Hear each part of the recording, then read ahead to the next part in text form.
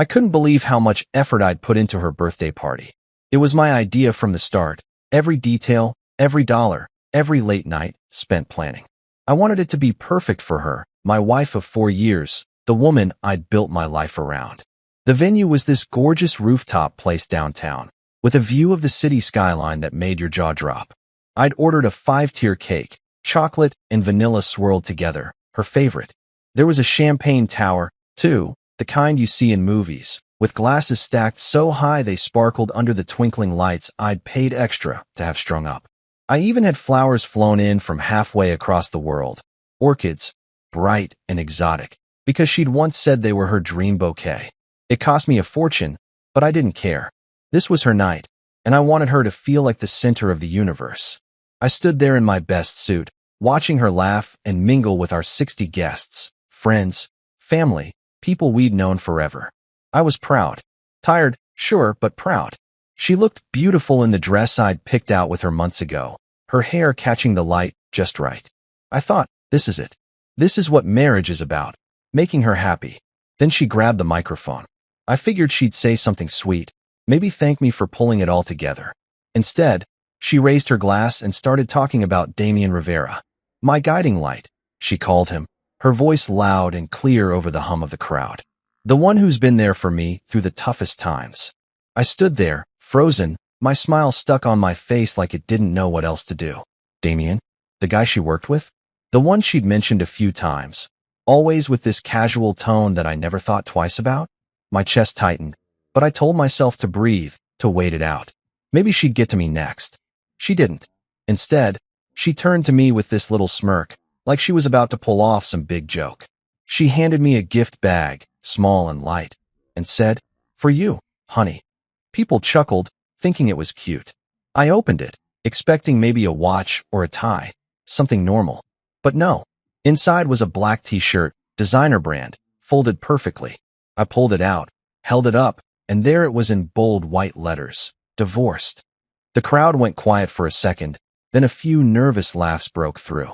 She grinned like it was the funniest thing in the world, like she'd just won some comedy award. My hands shook as I stared at the word. Divorced. 4 years of marriage. All the sacrifices. All the nights I stayed up late paying bills or planning things like this. And she thought this was edgy? Funny? My throat burned. I felt every pair of eyes on me, waiting for my reaction. I could have yelled. I could have thrown the shirt in her face and stormed off right then. But I didn't. I set the bag down, reached into my pocket, and pulled out the Cartier bracelet I'd bought her as her real birthday gift. It was gold, sleek, expensive, something I'd saved up for because I knew she'd love it. I placed it on the table next to the cake, right where everyone could see it. No words. No fuss. I just turned and walked out. The air hit my face as I stepped outside, sharp and cold, but I didn't stop. I heard the chatter fade behind me, the clink of glasses, the hum of confusion. I kept walking, my shoes clicking against the pavement, my heart pounding so hard I thought it might break my ribs. I didn't know where I was going yet, but I knew one thing for sure. I wasn't going back in there. Not for her. Not for anyone. That t-shirt wasn't just a joke. It was a declaration. And I wasn't about to stand there and take it. The night air slapped me hard as I stepped out of that rooftop party, my tie flapping loose in the wind. I didn't even make it 10 steps before I stopped, my hands clenched into fists. I'd left the bracelet on the table, her birthday gift, the one I'd spent months picking out, the one I'd imagined her wearing with that big smile she used to give me. It was sitting there, abandoned, like some kind of trophy for her little stunt. And that t-shirt, divorced, kept flashing in my mind, those white letters burning holes into my skull. I couldn't leave it like that. I couldn't let her have the last word, not after she'd humiliated me in front of everyone we knew. So I turned around. My legs moved before my brain caught up, carrying me back through the glass doors, past the confused valet guy who'd barely opened his mouth to ask for my ticket. The party noise hit me again. Laughter, clinking glasses, some upbeat songs she'd picked for the playlist. I didn't look at anyone. Not her friends. Not mine. Not the waiters weaving through the crowd with trays of champagne. I marched straight to that table, the one with the cake and the flowers and the bracelet gleaming under the lights. She was still up front, chatting with Damian, her back to me, probably thinking I'd slink off like some wounded dog. I grabbed the bracelet, the cool metal slipping into my palm, and shoved it back into my pocket. No one said a word. A few heads turned, eyes wide, but nobody stopped me. Maybe they were too shocked. Maybe they didn't care. Either way, I was done. I walked out again, this time for good. The valet had my car ready by then. A black sedan I'd bought 2 years ago, one of the few things I'd insisted on keeping when she'd pushed for that overpriced SUV she wanted instead. I slid into the driver's seat, slammed the door, and just sat there for a minute, staring at the dashboard. My phone buzzed in my pocket. I ignored it. The engine hummed to life, and I pulled out onto the street, the city lights blurring past me like they didn't even matter. 5 minutes later, it started. The first call. My phone lit up on the passenger seat, her name glowing on the screen. I didn't pick up. It rang out, went silent, then lit up again, and again. By the time I hit the highway, it was nonstop, buzz after buzz, her name stacking up in missed call notifications. I glanced at it once, just long enough to see the number climb. 10 calls. 20. 50. I kept driving, the road stretching out dark and empty ahead of me. My hands gripped the wheel so tight my knuckles turned white. What did she want? To apologize? To laugh some more? To explain why she thought handing me that t-shirt in front of everyone was okay? I didn't care. Not anymore. The phone kept going, relentless, like she thought she could wear me down if she just tried hard enough. I pulled into my usual parking spot outside our apartment. No, my apartment now, and checked the screen. 157 missed calls. All from her. I turned the phone off, the silence hitting me like a wave. I sat there in the dark, the engine ticking as it cooled, and something clicked inside me. This wasn't just about the party. It wasn't just about walking out. That t-shirt, those calls, her thanking Damien instead of me, it was the end of us. For years of bending over backwards, of putting her first, of thinking if I just tried harder, she'd see me the way I saw her. And for what? To be the punchline of her big night? I grabbed my keys and stepped out, the cold biting at my face again. The apartment building loomed above me, quiet and familiar, but it didn't feel like home anymore. It felt like a shell, like something I'd outgrown without even realizing it. I didn't know what came next, where I'd go, what I'd do, but I knew one thing. I wasn't answering those calls. Not tonight. Not ever. I'd left the party, sure, but I'd left the marriage too. And she could keep calling all she wanted. I was already gone. I woke up the next morning on a lumpy couch in Theo's spare bedroom, the kind of place that smelled faintly of old coffee and dust. My suit jacket was crumpled on the floor, my tie slung over a chair like a dead snake. I'd driven straight to his place last night after leaving the party, my phone still off, those 157 missed calls locked away in the dark. Theo didn't ask many questions when I showed up, just opened the door, handed me a beer, and let me crash. Now, sunlight crept through the blinds, slicing across the bare walls, and I lay there staring at the ceiling, trying to figure out what the hell had happened to my life.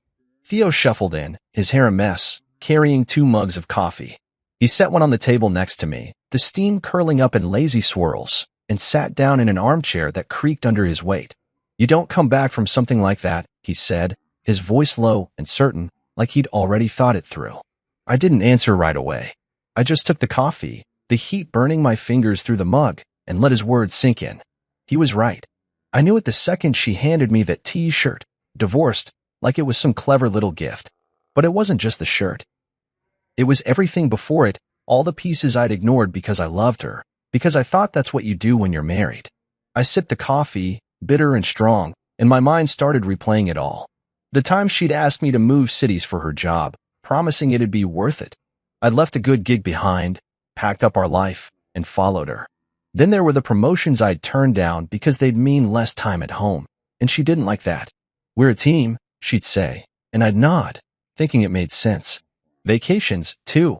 I'd skip them, working extra shifts so she could chase her dreams, fly off to conferences, build her career. I never complained. I figured it was my job to support her, to be the steady one while she shined. And she did shine. People loved her charm, her laugh, the way she could light up a room. I loved that about her too. But last night, under those twinkling lights I'd paid for, she'd lit up for someone else. Damien Rivera. Her guiding light. Not me. I set the mug down, my hands still shaky from the night before, and looked at Theo. "I gave her everything," I said, my voice rough, like it hadn't woken up yet. He nodded, leaning back in the chair. "Yeah, man. And she gave you a t-shirt." That stung. but it was true. I thought about the party again, 60 people, all watching her toast Damien, all seeing her hand me that bag. I wondered what they thought. Did they laugh because they agreed with her? Did they feel sorry for me? Or did they just not care? I'd spent so long trying to make her happy, to make us work, and in one night, she'd turned me into a joke. The spare room felt smaller then, the walls pressing in, and I stood up, pacing to the window. Outside, the city was waking up, cars honking, people rushing to work. My life used to feel like that, busy, purposeful, moving forward. Now it was just me, standing still, holding a coffee mug and a bruised ego. Theo watched me, sipping his own drink, not pushing me to talk. He didn't have to. We'd been friends since college. He knew me better than most. What now? He asked finally, breaking the silence. I didn't have an answer. Not yet. But as I stared out at the skyline, something shifted. I wasn't the guy who waited around anymore, the one who nodded and smiled while she called the shots. That guy walked out last night. The bracelet was still in my pocket. I felt its weight against my leg, a reminder of what I'd taken back. Maybe Theo was right. You don't come back from something like that. But maybe you don't have to. Maybe you just keep walking, figure out who you are without the weight of someone else's spotlight. I turned to him, my jaw tight. I'm done being disposable, I said. He raised his mug. Good. About time. I didn't turn my phone back on for 2 days after the party. Those 157 missed calls sat there, waiting, but I wasn't ready to face them, or her. I stayed at Theo's, sleeping on that creaky couch, waking up to the sound of his coffee maker gurgling in the kitchen. It was quiet there, simple, and for the first time in years, I didn't feel like I had to be anywhere or do anything for someone else. But I couldn't hide forever. I had a life to sort out, a marriage to end, and I wasn't about to let it drag on louder than it already had. So I made a call not to her, but to Clara Mendez, a lawyer I'd heard about through a guy at work. She was sharp, tough, the kind of woman who didn't mess around. We met at her office downtown, a small space with big windows and stacks of files on every surface. She didn't smile much, just shook my hand and got straight to it. What's your goal here? She asked, pen poised over a notepad. I leaned back in the chair, the bracelet still in my pocket like a stone I couldn't shake. I want out, I said. Clean. Quiet. No drama. She nodded, like she'd heard it 100 times before. Good. I don't do loud divorces. They're a waste of time. I liked her already. I told her about the party, the t-shirt, Damien, everything. She didn't flinch, just scribbled notes and asked questions. How long we'd been married, what we owned, who paid for what. I told her I'd covered most of it, the apartment, the cars, the party itself. Clara raised an eyebrow but didn't comment. By the end of the hour, she had a plan. We'll file quietly, she said. No public mess. You keep what's yours, she keeps what's hers. If she fights, we'll deal with it. I trusted her. She had this edge, like she'd seen too many marriages fall apart to care about the theatrics. For her, it was business. For me, it was survival. I left her office feeling lighter, like I'd handed over a weight I didn't know I was carrying. That night, I moved back into the apartment, our apartment, though it didn't feel like ours anymore. She wasn't there. Probably at her sister's or some friend's place, licking her wounds after I didn't pick up. I didn't care where she was. I just wanted my space back. The next morning, I went to work. I'd taken a day off after the party, but now I was ready to dive in. My job wasn't glamorous project management for a tech firm, but I was good at it. I walked into the office, past the cubicles and the coffee machine, and sat at my desk. My inbox was a mess, but I didn't mind. I started sorting through emails, flagging the urgent ones, setting up meetings. It felt good to focus on something I could control. Around noon, my boss, Gregory, stopped by. He was a big guy, loud voice, always wearing ties that didn't quite match his shirts.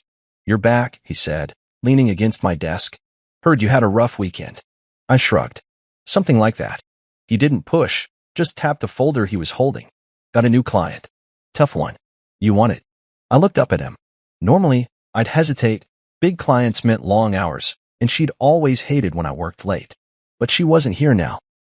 Yeah, I said. I'll take it. Gregory grinned. That's what I like to hear. The rest of the day flew by. I dug into the project, some startup needing a full system overhaul, and lost myself in the details. Spreadsheets, timelines, budgets. It was messy, complicated, and exactly what I needed. By the time I left the office, the sun was gone, and my head was clear. I stopped answering her texts that week. They'd started after the call stopped, short ones at first, like, "Where are you?" and "We need to talk." Then longer, rambling ones about how she didn't mean it, how it was just a joke. I didn't reply. Clara had the papers ready by Friday, and I signed them in her office, my hand steady on the pen. It wasn't about revenge. It wasn't even about her anymore. It was about me, about taking back the life I'd let slip away. Gregory called me into his office that afternoon. "You're killing it," he said. "Keep this up. We're talking promotion." I nodded, a small smile tugging at my lips. For the first time in years, I felt like I was moving forward, not for her, not for us, but for me. I started running every morning before the sun came up, when the city was still half asleep and the streets were mine. It wasn't something I'd planned. Just woke up one day at Theo's, my head buzzing with everything, and decided I needed to move. I pulled on an old pair of sneakers, a t-shirt, and some shorts I hadn't worn in years, and hit the pavement. The first mile was brutal. My lungs burned, my legs felt like lead, and I thought about turning back. But I didn't. I kept going, one step after another, the cold air biting at my face. By the time I got back to Theo's, sweat was dripping down my neck, and my chest heaved like I'd just fought a war. It hurt, but it felt good, like I was shaking off pieces of the man I used to be. I'd spent so long sitting still, waiting for her to notice me, to need me, that I'd forgotten what it felt like to push myself. After that, it became a routine. Up at 5, out the door by 5:15, running through the dark until the sky turned gray. Mile after mile, I shed the weight of it all, the party, the t-shirt, the years of saying yes when I should have said no. I moved out of Theo's that week, back into the apartment full-time. She still wasn't there, and I didn't ask where she'd gone. Clara had served her the divorce papers by then, so maybe she was hiding out, figuring out her next move. I didn't care. I started changing things, threw out the throw pillows she'd picked, the ones I'd always hated, and replaced them with a plain gray blanket. I rearranged the furniture, turned the living room into something that felt like mine. It wasn't just about the space, though. It was about me. I set up a corner by the window with a small desk, a lamp, and a stack of notebooks. I started writing things down, ideas, plans, stuff I'd always wanted to do but never had the time or guts for. Vision boards came next, pinned up on the wall with pictures of places I wanted to see, projects I wanted to tackle. I wasn't just rebuilding a room, I was rebuilding myself. Work got intense, but I loved it. The client Gregory gave me was a nightmare, demanding, picky, always changing their mind, but I handled it. Late nights at the office turned into early mornings running, then back to the desk with coffee in hand. I was tired, sure, but it was the good kind of tired, the kind that comes from doing something for yourself. One day, I got a call from Sasha, a kid I'd met at a networking event a year back. He was young, maybe 25, with big ideas and no clue how to make them happen. "I've got this startup," he said, his voice fast and excited. "Me and my buddy Omar. We need help." I met them at a diner downtown, the kind with sticky tables and waitresses who call you Han. Sasha had wild hair and a laptop covered in stickers. Omar was quieter, scribbling numbers on a napkin. They pitched me their idea, a delivery app for small businesses, something local, something real. It was rough, but it had potential. "I'm not a tech guy," I told them, "but I can get you organized. Set up a plan." They grinned like I just handed them $1 million. I started meeting them once a week, going over budgets, timelines, talking them through the chaos. It wasn't paid, but it didn't matter. It felt good to help, to build something from scratch. One night, after a long session with them, I sat at my desk in the apartment, staring at the vision board. There was a picture of a beach in Thailand, a skyscraper in New York, a sketch of a house I'd always wanted to own. I grabbed a pen and added something new. Invest in Sasha and Omar. It wasn't just about money. I wanted it on their dream, wanted to see it grow. The runs kept me sane. Every morning, I'd push a little harder, go a little farther. My body changed, my shoulders got broader, my legs stronger, but it was more than that. I stopped feeling like the guy who'd stood there holding that divorced t-shirt. I stopped waiting for her to call, to apologize, to make it right. She didn't matter anymore. The apartment wasn't a war room yet, but it was getting there: plans, ideas, a life I was making for him. I'd taken back the bracelet that night, but now I was taking back everything else.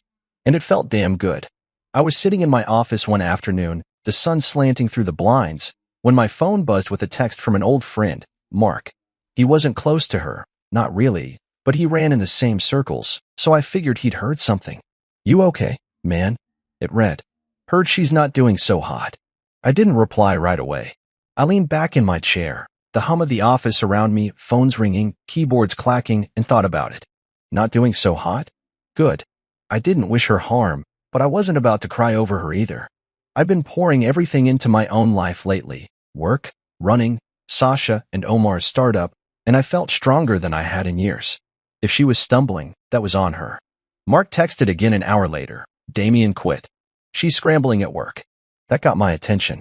Damien Rivera, her guiding light, the guy she'd toasted at the party while I stood there like an idiot holding that T-shirt. He'd resigned?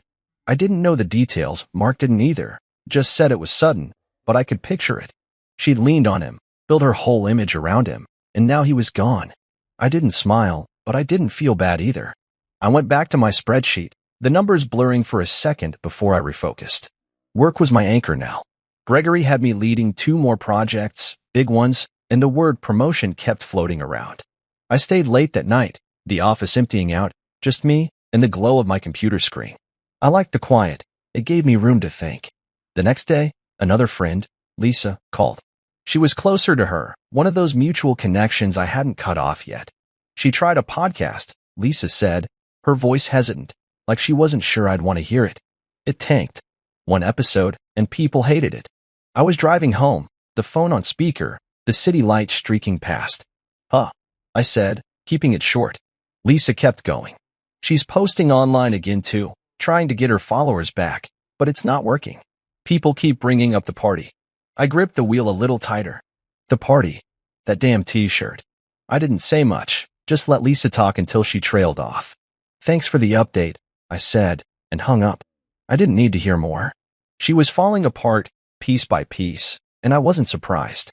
She'd always been good at shining when things were easy, when someone else, me, Damien, whoever, was holding her up. Now the props were gone, and she didn't know how to stand. Meanwhile, my life was taking off. Gregory called me into his office a week later, slapped a folder on his desk, and said, "You're speaking at a seminar next month. Local business thing. They asked for you." I blinked. Me. He laughed, that big, booming sound of his. "Yeah, you. You're killing it lately. People notice." I walked out of there feeling 10 feet tall. A seminar wasn't huge, but it was mine, something I'd earned. Then came the big one. An email landed in my inbox from a guy I'd met at a conference years back, some hotshot professor type.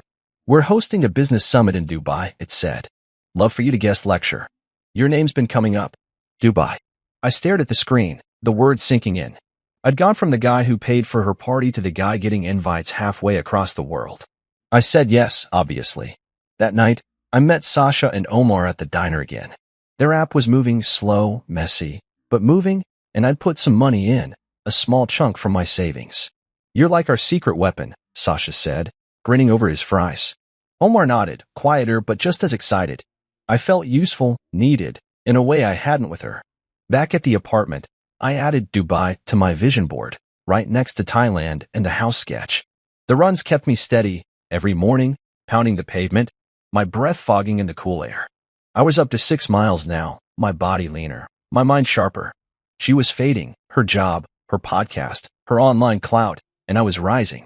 Seminars, lectures, startups. The world that used to spin around her was turning toward me, and I wasn't looking back. I didn't hate her. I didn't even think about her much. But knowing she was struggling while I was climbing, that felt like justice, quiet and clean, the kind I didn't have to fight for.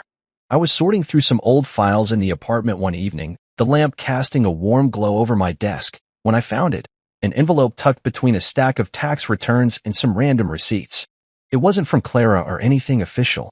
It was handwritten, her familiar loopy script spelling out my name on the front. I froze for a second, my fingers hovering over it. I hadn't heard from her in weeks, not since the text stopped and the divorce papers were signed. Part of me wanted to toss it straight into the trash, unopened, but curiosity got the better of me. I slid it out, the paper crisp and heavy, and unfolded 4 pages of her words staring back at me. I sat down, the chair creaking under me, and started reading. "I didn't mean it," she wrote first, her pen pressing hard into the paper like she needed me to feel it. "The T-shirt was supposed to be funny, a stupid joke. I didn't think you'd leave." I stopped there, my jaw tightening. A joke. That's what she called it. Even now, 60 people watching, Damien smirking beside her, me holding that divorced shirt like some prop in her comedy show. I kept going. She filled the pages with apologies, excuses, memories. Remember the beach trip 2 years ago? She wrote. You carried me through the sand when I twisted my ankle. We were good then. Yeah, we were. I remember that day, sunburned, laughing, her clinging to my back as waves crashed around us. But that was before the moves, the sacrifices, the slow drift where I became the guy who paid for things while she chased her spotlight. She went on, her tone shifting, softer. I miss you. I didn't realize how much I needed you until you were gone. I set the letter down for a minute, staring at the wall. Needed me? She needed me to plan her party, to fund her dreams, to stand there while she thanked Damien. But me, the real me, not the husband who said yes to everything. She hadn't needed that guy in a long time. I picked it back up, flipping to the last page. I'm sorry, she wrote, over and over, like a chant. I messed up. I want to fix it. Fix it. I almost laughed. What was there to fix? The marriage was done, papers signed, apartment split, her stuff gone. She'd handed me that t-shirt and thought I'd just shrug it off. Come back, keep playing my role. I read it all once, start to finish, then folded it neatly in half. I didn't rip it up or burn it like some dramatic movie scene. I just opened the drawer next to my desk, the one with my birth certificate, my passport, a few old photos, and slid it in there. It wasn't trash, not exactly. It was a record, proof of who I'd been, who she'd been, and what we'd lost. But it didn't change anything. I wasn't writing back. I wasn't calling her. I'd spent years waiting for her to see me, to say something like this, and now that she had, it didn't matter. The words were too late, too hollow. I got up, grabbed a glass of water, and stood by the window, looking out at the city lights. The vision board was pinned up nearby, Dubai, Thailand, Sasha, and Omar's startup.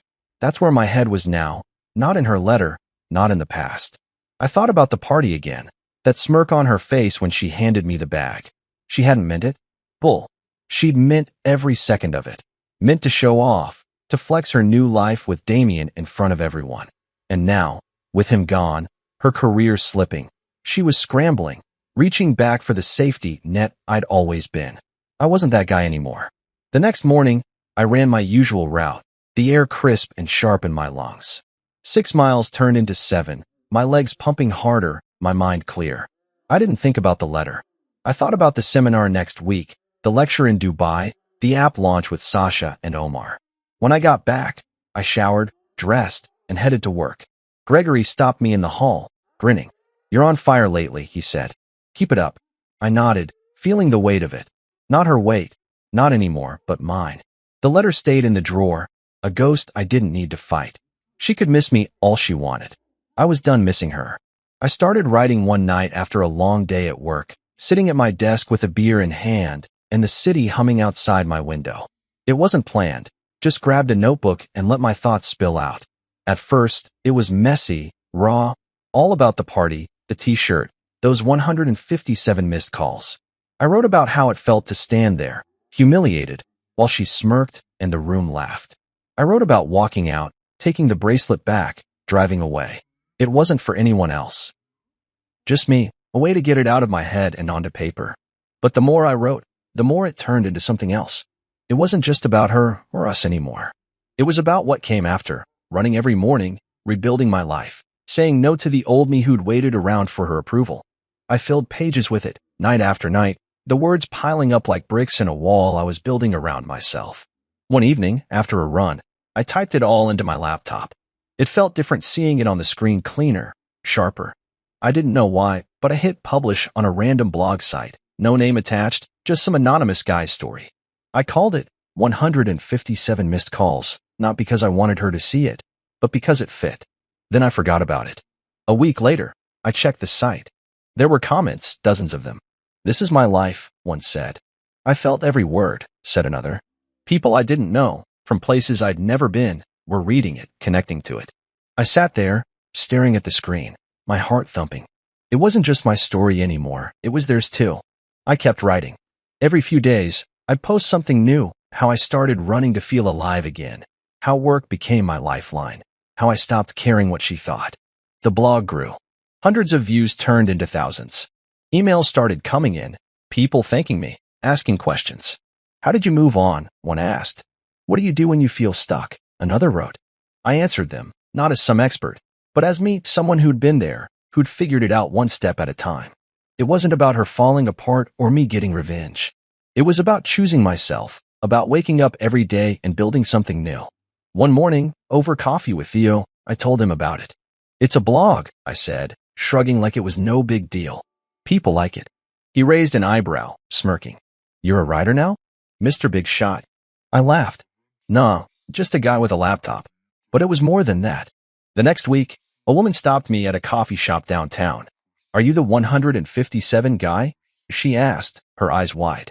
I froze, cup halfway to my mouth. Maybe. She smiled. I read your stuff. It got me through my breakup. Thank you. I didn't know what to say, just nodded, mumbled something about being glad it helped. She walked away, and I sat there, stunned. It was real now, not just words on a screen. People were finding me, recognizing me. The blog turned into a movement. I started a newsletter, then a social media page. 157 missed calls became a thing. Readers called it that, shared it, made it their own. Companies reached out, asking me to speak, to write for them. I said yes to a few small gigs at first, like a local workshop where I talked about rebuilding after betrayal. 50 people showed up, hanging on my words, clapping when I finished. Then bigger ones came: panels, podcasts, a guest post for a magazine. I wasn't anonymous anymore. I put my name on it, owned it. Sasha and Omar got in on it too. You should brand this, Sasha said one night at the diner, his laptop open to the app's latest numbers. T-shirts, man. Not divorced, but something better. I laughed, but he was serious. We tossed ideas around, and I liked it, not for money, but for meaning. Rebuilt, I said finally. That's the word. They nodded, and a week later, I had a prototype, a black shirt, simple white letters, rebuilt. It wasn't about her. It was about me, about everyone who'd read the blog and found their way back. The movement grew, and I grew with it. I wasn't just the guy who walked out anymore. I was the guy who kept going. It was pouring rain one evening when I heard the knock on my apartment door. I was in the middle of tuning my guitar, something I'd picked up again after years of letting it gather dust. The sound was sharp, insistent, 3 quick raps over the drumming of water against the windows. I set the guitar down, my stomach tightening for no reason I could name, and walked over. When I opened the door, there she was. No umbrella, no coat, just her standing there, soaked to the bone. Her hair clung to her face, mascara streaking down her cheeks, and for a second, I didn't recognize her, not the polished version I'd known, the one who'd smirked at me under those party lights. She looked small, fragile, like the rain had washed away everything she used to be. Can I come in? She asked, her voice barely above a whisper. I didn't say anything at first, just stepped aside and let her walk past me. She dripped onto the floor, leaving little puddles by the couch, but I didn't care about that. I shut the door and turned to face her, arms crossed, waiting. She didn't sit, just stood there, hugging herself like she was cold. I miss you, she said finally, her eyes locked on mine. We were good. I didn't move, didn't blink. The words hung there, heavy and wet, but they didn't hit me like they might have once. No, I said, my voice steady. I was good. You were lucky. She flinched, like I'd slapped her, and then the tears came quiet at first, then louder, her shoulders shaking. I messed up, she said between sobs. I know that. The party, Damien, all of it. I was stupid. I didn't mean to lose you. I watched her, this woman I'd loved for years, crying in my living room, and I waited to feel something: anger, pity, anything. But it didn't come. I'd already felt it all: the hurt, the betrayal, the slow burn of realizing I'd been invisible to her. I'd warned us months ago, mile by mile on those morning runs, page by page in my blog. She kept going, words tumbling out. I thought I could do it without you. The job, the podcast, everything, it's gone now. Damien left, and I'm drowning, and I need you. There it was again, need. She needed me now, when her world was falling apart, when the spotlight she'd chased had flickered out. I stepped closer, not to comfort her, but to make sure she heard me. You didn't need me when you handed me that T-shirt, I said. You didn't need me when you thanked him instead of me. You don't get to need me now. Her face crumpled, and she sank onto the couch, hands covering her eyes. I didn't sit. I stood there, looking down at her, and saw it all: the party, the calls, the letters she'd sent. This was her last play, her final shot at pulling me back. But I wasn't that guy anymore. "I'm sorry," she whispered, over and over, like it could change something. I didn't say anything else. What was there to say? She'd made her choice that night, and I'd made mine when I walked out. The rain kept pounding outside, a steady roar that filled the silence between us. After a while, she stood up, wiping her face with her sleeve. "I'll go," she said, her voice small. I nodded, opened the door, and watched her step back into the storm. She didn't look back, just disappeared into the dark, the rain swallowing her up. I shut the door, locked it, and stood there for a minute, listening to the quiet. It was over, really over. Not the divorce, not the papers, but the part of me that still wondered if she'd come around. She had, and it didn't matter. Later that night, I called Theo. "You free?" I asked. He was, so I grabbed my guitar and headed to his place. The rain had slowed to a drizzle by then, the streets slick and shiny under the streetlights. We ended up on his rooftop, the city sprawling out below us, damp air cool against my skin. I played a few chords, he tapped a beat on the railing, and we didn't talk about her. We didn't need to. The music filled the space, rough and simple, and for the first time in a long time, I felt peace, not the loud kind, but the quiet, steady kind that settles in your bones. She was gone, and I was still here. I stood backstage in Milan, the hum of the crowd seeping through the heavy curtain, my hands steady but my heart thumping just a little faster than usual. It was a year to the day since that night, the party, the t-shirt, the moment I walked out and took my life back. Now I was here, in a sleek conference center halfway across the world, about to give a keynote speech to a packed auditorium. Rebuilding after betrayal, they'd called it, and my name was on the program in bold letters. I adjusted my tie, smoothed my jacket, and took a deep breath. The stage manager gave me a nod, and I stepped out into the lights. The applause hit me like a wave, hundreds of faces looking up, waiting. I walked to the mic, the click of my shoes loud in my ears, and for a second, I saw it all again, the rooftop venue, her smirk, that divorced shirt in my hands. Then I smiled. I once paid for a birthday party where I received a t-shirt labeled "Divorced." I started, my voice clear and strong. The crowd laughed, a soft ripple, but I didn't pause. 5 minutes later, I took back the gift I gave her, and my entire life with it. They went quiet then, leaning in, and I kept going. I told them about the 157 missed calls, how I'd left that night and didn't look back. I talked about the runs at dawn, the late nights at work, the blog that turned into a movement. I didn't mention her name, didn't need to. This wasn't about her anymore. It was about me, about the people in that room who'd been broken and built themselves back up. I told them how I'd signed the divorce papers with Clara, how I'd poured myself into Sasha and Omar's startup, how I'd stood on Theo's rooftop playing guitar in the rain. "Betrayal doesn't end you," I said, looking out at them. "It's a door. You decide if you walk through it." The words flowed, easy and true, and when I finished, the applause roared, loud, long, thundering through the hall. I stepped back, my chest tight but not with pain, with something else, pride, maybe, or just the weight of knowing I'd made it. Backstage, people swarmed me, organizers, attendees, a guy with a podcast mic asking for a quick interview. I said yes to him, to a few others, shaking hands, smiling, feeling the energy of it all. Later, I sat in my hotel room, the Milan skyline glittering outside, and pulled out my phone. I scrolled through the blog's comments, new ones from that day, people who'd been in the audience. "You changed my life," one wrote. "I'm walking through that door," said another. I set the phone down and leaned back, the quiet settling in. A year ago, I'd been the guy who paid for everything, the cake, the flowers, her dreams, only to walk away with nothing but a t-shirt and a bruised ego. Now I was here, speaking in Milan, with Dubai behind me and more invites piling up. Sasha and Omar's app had launched last month, and I'd worn the rebuilt shirt at their party, grinning as they toasted me. Theo had texted me that morning. "1 year? Man, you're a legend." I didn't feel like a legend.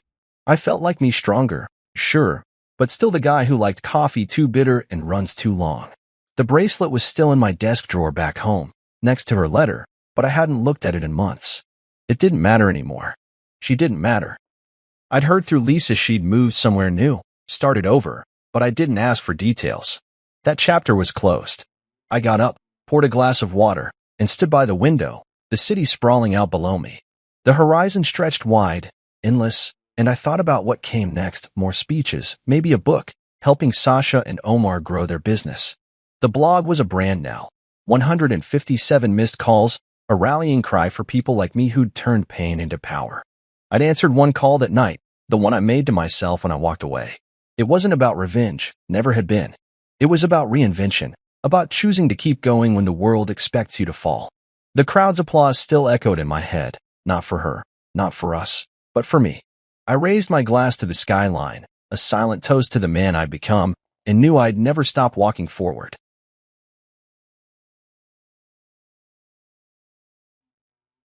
I was cleaning my garage when a police officer knocked on my door. "Sir, your wife was in a fatal car accident an hour ago." It was impossible. "No, she's upstairs asleep." The officer looked confused. I led him upstairs to our bedroom. Officer drew his weapon. "Sir," he said, "step away from her." That isn't. So there I was, elbow deep in my garage sanctuary, wrestling with the guts of my '98 Camaro like some grease-stained suburban warrior.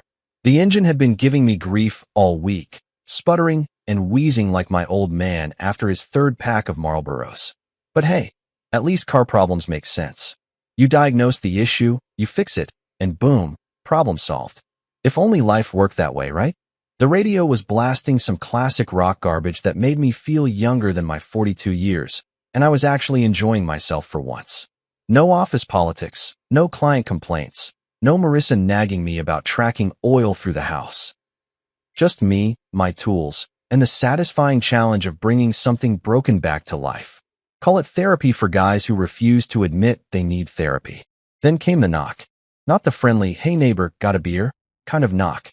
This was the official, "Your life's about to get royally screwed" variety. 3 sharp raps that cut through my metallic-induced haze like a machete through butter. I wiped my hands on an old rag that had seen better decades and trudged to the door, already annoyed at whatever Girl Scout or Jehovah's Witness was about to waste my Saturday afternoon. But it wasn't a kid peddling cookies or salvation. Standing on my doorstep was Officer Bruce Jackson, looking like he'd rather be anywhere else on planet Earth. The guy was built like a linebacker, but carried himself with the weight of bad news. His uniform was soaked from the October rain that had been hammering our little slice of suburbia all day, and his hat sat in his hands like he was attending a funeral. Which, as it turned out, he basically was. "Sir," he started, and already I didn't like where this was heading. "Cops don't show up at your door on Saturday to tell you you've won the lottery. Are you David Mercer?" "Depends who's asking." I shot back, because being a smartass is apparently my default setting when I'm nervous. "But yeah, that's me. What's this about, officer?" Jackson cleared his throat and looked me dead in the eye with the kind of expression they probably teach at cop school, somewhere between sympathetic and professional, like he was reading from a script he'd memorized but hoped he'd never have to use. "Sir, I'm afraid I have some difficult news. Your wife, Marissa Mercer, was involved in a fatal car accident approximately an hour ago." The words hit me like a sledgehammer to the chest. Fatal accident. Marissa. My brain tried to process this information, but it felt like trying to solve calculus while drunk. For a moment, the world went completely silent except for the sound of rain hitting the pavement and my own heartbeat doing a drum solo in my ears. Then I did something that probably seemed completely insane to Officer Jackson. I laughed. Not a happy laugh, mind you, but one of those bitter, incredulous sounds that bubbles up when reality decides to take a hard left turn into crazy town. "No," I said, shaking my head like a dog trying to get water out of its ears. "No, that's impossible. You've got the wrong guy, wrong house, wrong universe maybe. Marissa's upstairs asleep. She's been battling a headache all day and went to bed early." The confusion that spread across Jackson's face should have been my first clue that something was seriously off in Denmark. Cops deal with denial all the time. They're probably used to people refusing to accept bad news. But this wasn't denial confusion.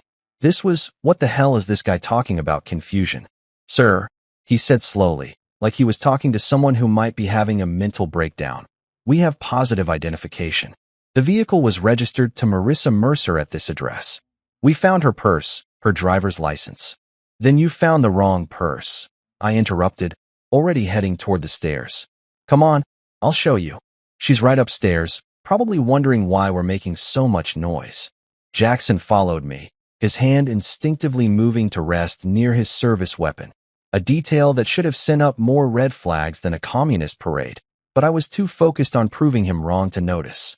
We climbed the stairs to the master bedroom, and I called out like I had 1,000 times before. "Marissa, honey, there's someone here who thinks you're dead. Come tell this nice officer how very much alive you are." I pushed open the bedroom door with the confidence of a man who was absolutely certain he was about to make a cop look like an idiot. The room was dark, curtains drawn against the gray afternoon light, but I could see the familiar shape under the covers. Blonde hair fanned across the pillow just like always. My wife, my Marissa, exactly where I'd left her. "See," I said triumphantly, reaching for the bedside lamp. "One very much alive." The light clicked on, and Officer Jackson's entire body went rigid. His hand moved to his gun with the kind of speed that suggested years of training and several close calls with danger.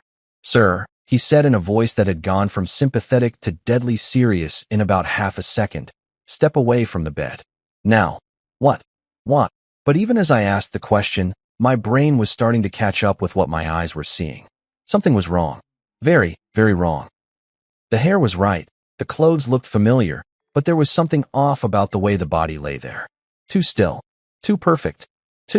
That isn't a person, Mr. Mercer," Jackson said, his weapon now partially drawn. "That's a mannequin." My stomach dropped somewhere into the vicinity of my shoes. A mannequin. Not my wife. Not a person at all. Just a department store dummy dressed up in Marissa's clothes, wearing her jewelry, positioned in our bed like some sick joke. For a moment that felt like a century, I just stood there staring at this thing that had fooled me completely. The makeup was perfect, the wig was Marissa's exact shade of blonde, even down to the little curl she always got behind her left ear. Someone had gone to incredible lengths to create this illusion. But why? "Mr. Mercer," Jackson's voice cut through my shock. "I'm going to need you to explain what's going on here. Where is your wife?" That's when it hit me. The realization that made my blood run colder than a Minnesota winter. This wasn't some random coincidence. This wasn't grief making me hallucinate. Someone had planned this. Someone had carefully, deliberately set up this elaborate charade. Someone wanted me to believe Marissa was both dead and alive simultaneously. I thought back to this morning, to Marissa kissing me goodbye before I headed to the garage. Her lips had been cold, I remembered now, unusually cold, and she'd seemed distant, distracted. She'd claimed she had a headache and was going to rest, but looking back, there had been something else in her eyes. Something that looked almost like guilt? "I don't know," I whispered, and for the first time in my adult life, I meant it completely. I honestly don't know where my wife is. Outside, I could see my neighbor Tom Redding pretending to rake leaves while obviously straining to hear every word. The whole neighborhood would be buzzing about this within the hour. David Mercer, whose wife died in a car accident, but was also sleeping upstairs as a mannequin. It sounded like the setup to a really twisted joke, except nobody was laughing. Jackson was talking into his radio, calling for backup and crime scene techs, but his words sounded like they were coming from underwater. My world had just been flipped upside down and shaken like a snow globe, and I was still trying to figure out which way was up. But even in my shock, one thought kept hammering at my brain like a persistent headache. This level of planning, this attention to detail, this elaborate setup, it wasn't the work of some random psychopath. This was personal. This was someone who knew me, knew Marissa, knew our routines and our house, and exactly how to make me look like either a victim or a suspect. Someone had set the stage for the performance of a lifetime, and I was standing right in the middle of it, not knowing if I was supposed to be the hero, the villain, or just another prop in someone else's twisted game. The rain kept falling outside, washing away whatever evidence might have been there, and I stood in my bedroom staring at a fake version of my wife while trying to figure out where the real one had gone and why she'd left a mannequin in her place. Welcome to the worst Saturday of my life. Let me tell you something about mannequins. They're creepy as hell under the best circumstances. Stick one in a department store window wearing the latest fall fashion, and it's just another part of the retail landscape. But dress one up in your wife's favorite pajamas, complete with her wedding ring and that little scar on the wrist from when she tried to cook Thanksgiving dinner in 2018, and suddenly you're living in a Stephen King novel. I couldn't stop staring at the thing. Whoever had crafted this masterpiece of deception had clearly majored in how to mind screw your husband 101, with a minor in theatrical design. The attention to detail was absolutely insane, and I mean certifiably, straitjacket-worthy insane. They'd even painted a tiny beauty mark on the left shoulder, the one Marissa always complained about, but I'd always found adorable. For about 30 seconds there, I'd been completely fooled. Hell, I'd been ready to introduce Officer Jackson to my very much alive wife and watch him shuffle away red-faced with apologies. Instead, I was standing in my bedroom feeling like I'd been sucker-punched by reality, while a cop treated me like I might be the next subject of a Netflix true crime documentary. Jesus Christ, I muttered, running a hand through my hair. This is seriously messed up. Jackson was all business now, his earlier sympathy replaced by that cop-mode suspicion that probably kept him alive on the streets. His eyes kept darting between me and the mannequin like he was trying to figure out if I was a grief-stricken widower or a complete psychopath. "Mr. Mercer," he said, and his voice had that careful, measured tone they use when they think you might snap at any moment. "I need you to walk me through your day. When was the last time you actually saw your wife, your real wife, alive and moving around?" That should have been an easy question. Married couples see each other all the time, right? Morning coffee, quick kisses goodbye, mundane conversations about whose turn it is to take out the trash. Except when I really tried to think about it, my brain kept hitting these weird blank spots. "This morning," I said, but even as the words left my mouth, they felt wrong somehow. "She kissed me before I went out to work on the car. Said she had a headache and was going to lie down." What time was that? Around 10, maybe 10:30? I was trying to sound confident, but doubt was creeping in like water through a cracked foundation. She seemed, I don't know, off. Distracted. Jackson was scribbling in his little notebook like my life story was suddenly fascinating literature. Off how? That was the million-dollar question, wasn't it? How do you explain that your wife of 16 years seemed like a stranger in her own skin? That her kiss felt mechanical, like she was going through the motions? That she'd been clutching her phone like it contained state secrets? She's been weird lately, I admitted, hating how that sounded but unable to come up with a better description. Secretive. Always on her phone, jumping when it rang. New perfume, new clothes, staying out later than usual. I figured she was planning something for our anniversary next month, you know? Maybe a surprise trip or something. The look on Jackson's face suggested he was thinking about entirely different kinds of surprises. The kind that involved divorce lawyers and private investigators, not romantic getaways. Any marital problems, Mr. Mercer? Financial troubles? Anyone who might want to hurt either of you? Standard questions, I guess, but they hit uncomfortably close to home. Our marriage had been, well, let's just say we weren't exactly poster children for wedded bliss lately. The spark had dimmed somewhere between the mortgage payments and the routine of middle-aged suburban life. We'd become roommates more than lovers. Two people sharing space and bills, but not much else. But hurt us? That seemed extreme. Nothing that would lead to this, I said, gesturing at the mannequin. We had our issues, sure, but what couple doesn't after 16 years? We weren't fighting or anything. Just coasting, I guess. Jackson's radio crackled to life, some dispatcher babbling about crime scene units and additional officers. The cavalry was coming, which meant my house was about to become Grand Central Station for every cop, detective, and forensics nerd in the county.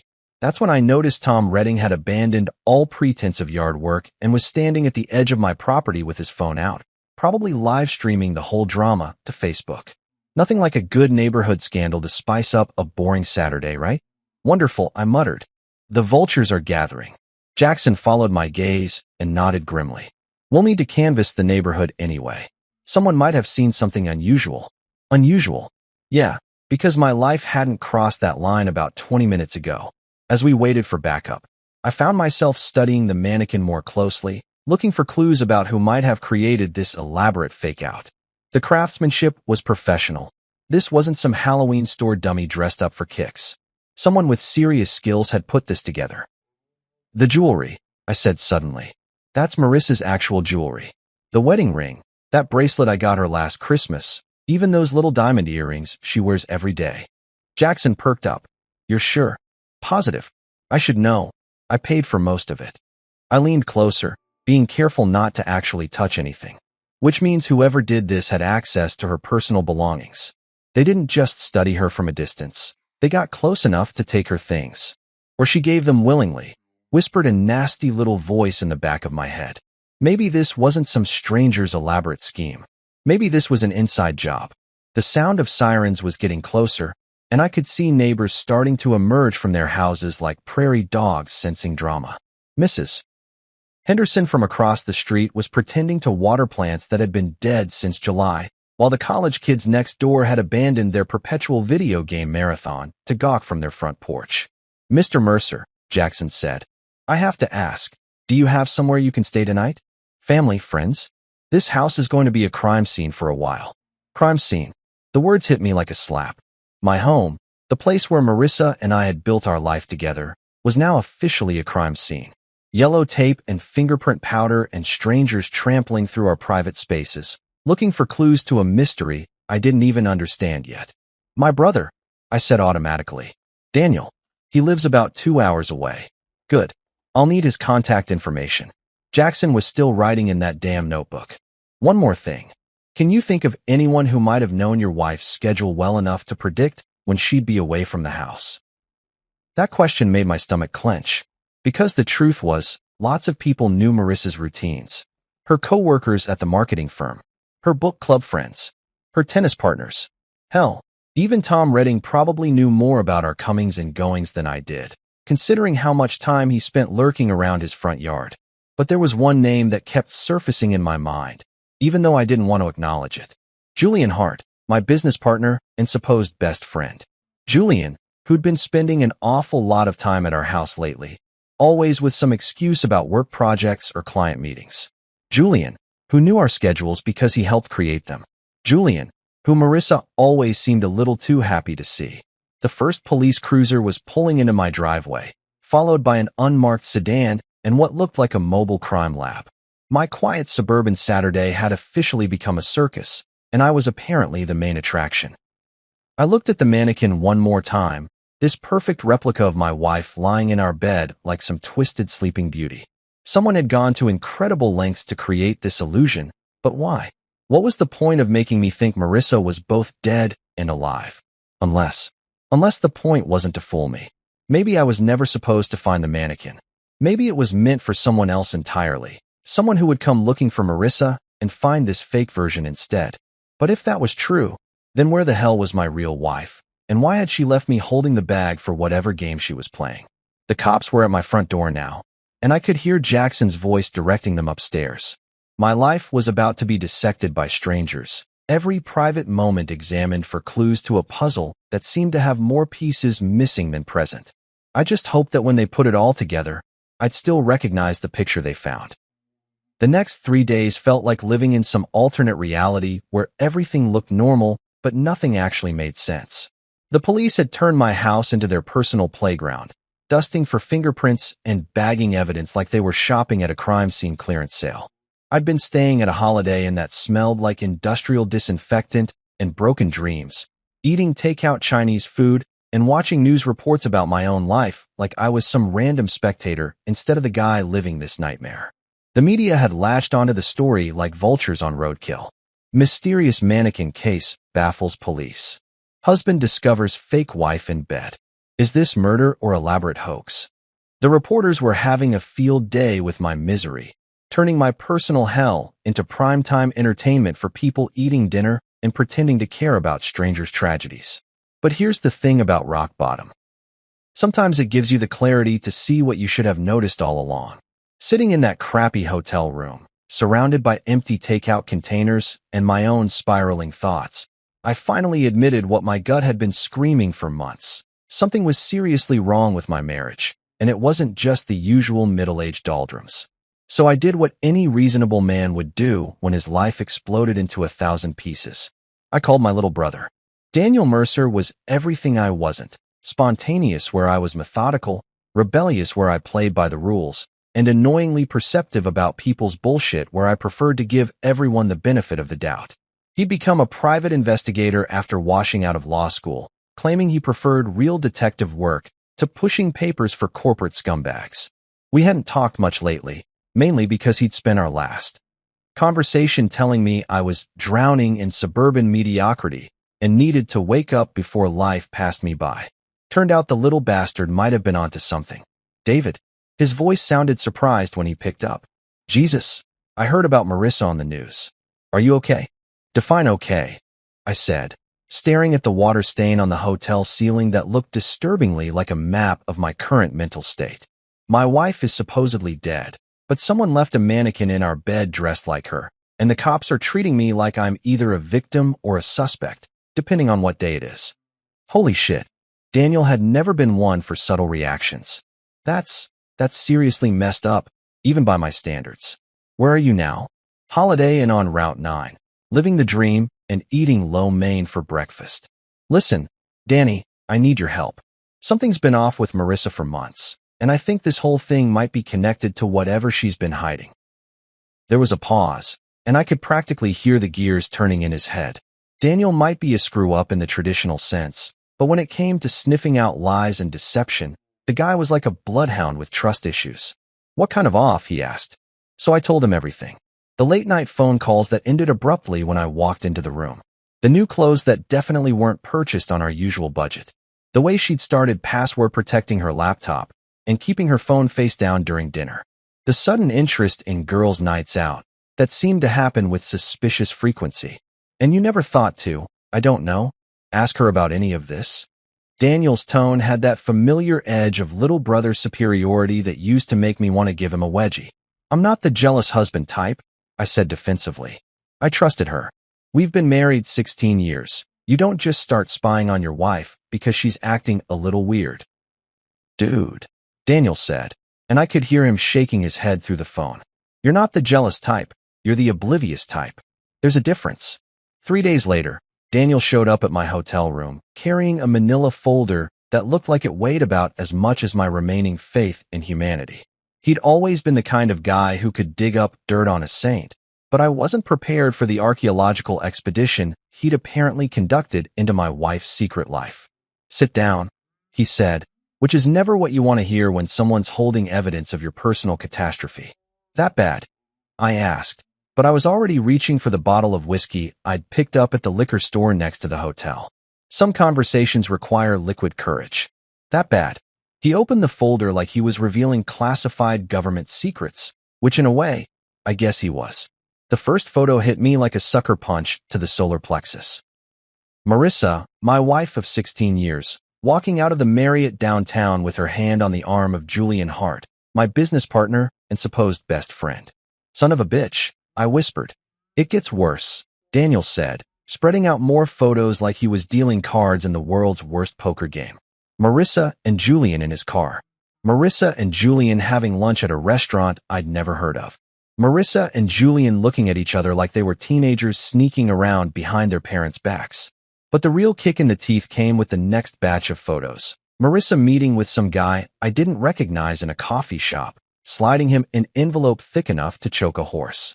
Then another meeting, this time with a woman who looked like she'd stepped out of a spy movie, all designer clothes and suspicious glances. Who are these people? I asked, though I was pretty sure I didn't want to know the answer. The guy's name is Lucas Kane, Daniel said, consulting his notes like he was reading my obituary. He's what you might call a life transition specialist. Helps people who want to disappear start fresh somewhere new. New identities, new backgrounds, the whole 9 yards. And the woman? That's where it gets really interesting. She works for a company that specializes in financial, let's call it redistribution. They help people move money around in ways that make it very difficult to track. I poured myself another whiskey and tried to process this information. My wife wasn't just cheating on me. She was planning to vanish completely, taking God knows how much of our money with her. There's more, Daniel said, and I realized he was just getting warmed up. I managed to get into some of her online activity from the past 8 months. She's been taking pictures, David. Lots of pictures. He pulled out printouts of what looked like insurance documents, bank statements, and business contracts. All taken with a phone camera, all from my home office. My private files, my company documents, even the safe combination I'd written down and hidden in my desk drawer like an idiot. She's been documenting your entire financial life, Daniel said. Bank accounts, investment portfolios, insurance policies, business partnerships. This isn't just about running away with her boyfriend. This is about taking you for everything you're worth. I stared at the evidence of my wife's betrayal, feeling like I'd been living with a stranger for months without realizing it. Every kiss, every "I love you," every moment of supposed marital contentment had been a lie while she systematically prepared to destroy my life. How long? I asked. Based on what I can trace, at least 8 months of active planning. But the thing with Julian probably goes back further than that. 8 months. While I'd been working my ass off to build our future, she'd been planning my destruction. While I'd been worrying about her headaches and mood swings, she'd been photographing my most sensitive documents and planning her escape route. So what now? I asked. I mean, the cops think she's dead, but she's obviously not. Do I tell them about this? Do I file for divorce against a dead woman? What's the protocol here? Daniel leaned back in the uncomfortable hotel chair and gave me that look, the one that meant he was about to suggest something that would either save my life or land me in federal prison. You could do that, he said slowly. You could be the good little Boy Scout, turn over all this evidence, and let the system sort it out. Marissa and Julian would probably get arrested eventually. You'd lose half your assets in a messy divorce, and your business would probably tank from all the negative publicity. Or, Daniel said, and his smile was absolutely predatory. You could let them think their plan is working while you put together a much better one. I looked at my little brother, sitting there in that crappy hotel room with evidence of my wife's betrayal spread out like a battle plan, and realized that maybe it was time to stop being the good guy who always played by the rules. After all, they'd started this game. The least I could do was finish it. Tell me more, I said, and poured another drink for both of us. Because apparently, I was about to become someone I'd never been before, someone who fought back instead of just taking the hit. And honestly, after 16 years of being the reliable, trustworthy, predictable husband, the idea felt pretty damn good. They wanted to erase me? Fine. Let's see how they liked being erased instead. Planning revenge, it turns out, is a lot like planning a wedding. Except instead of choosing flowers and cake flavors, you're figuring out how to systematically destroy the people who tried to destroy you first. And let me tell you, I was about to throw the wedding of the century. The beauty of Marissa and Julian's plan was also its fatal flaw. It relied entirely on me being the same trusting, oblivious schmuck I'd been for the past 16 years.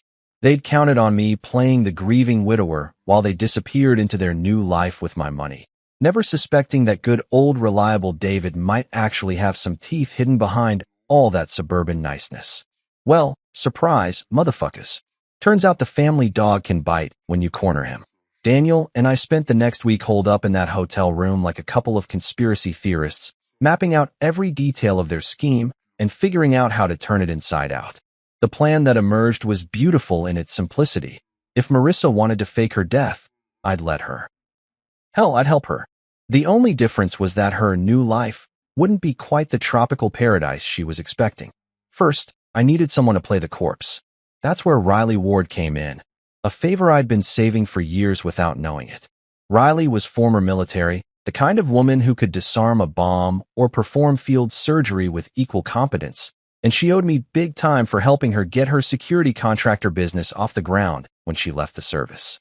More importantly, she had the kind of moral flexibility that made her perfect for what I had in mind. You want me to what now? Riley asked when I called her with my proposition. Even over the phone, I could hear the amusement in her voice. She'd always appreciated a good con job. Play dead, I repeated. One car accident, very convincing, very final. You'd be the body they find in the wreckage instead of Marissa. And your actual wife won't be quite as dead as she's hoping to be. There was a pause, then Riley's characteristic laugh, the sound of someone who'd seen enough real combat to find civilian problems entertainingly absurd. This is the most fucked up favor anyone's ever asked me for. I love it. When do we start? While Riley handled the theatrical side of things, I turned my attention to home renovations. Amazing what you can accomplish with a little creativity, some soundproofing materials, and 16 years of accumulated knowledge about your house's quirks. The basement had always been my domain anyway. Marissa hated going down there, claiming it was too dark and creepy. Perfect. I built her a little apartment down there, complete with bathroom facilities, a comfortable bed, and even a flat-screen TV. Call it a subterranean bed and breakfast, except the checkout time was entirely up to me. The soundproofing was professional grade. Couldn't have the neighbors getting curious about any unusual noises, after all. But the real masterstroke was flipping Lucas Kane, their so-called life transition specialist.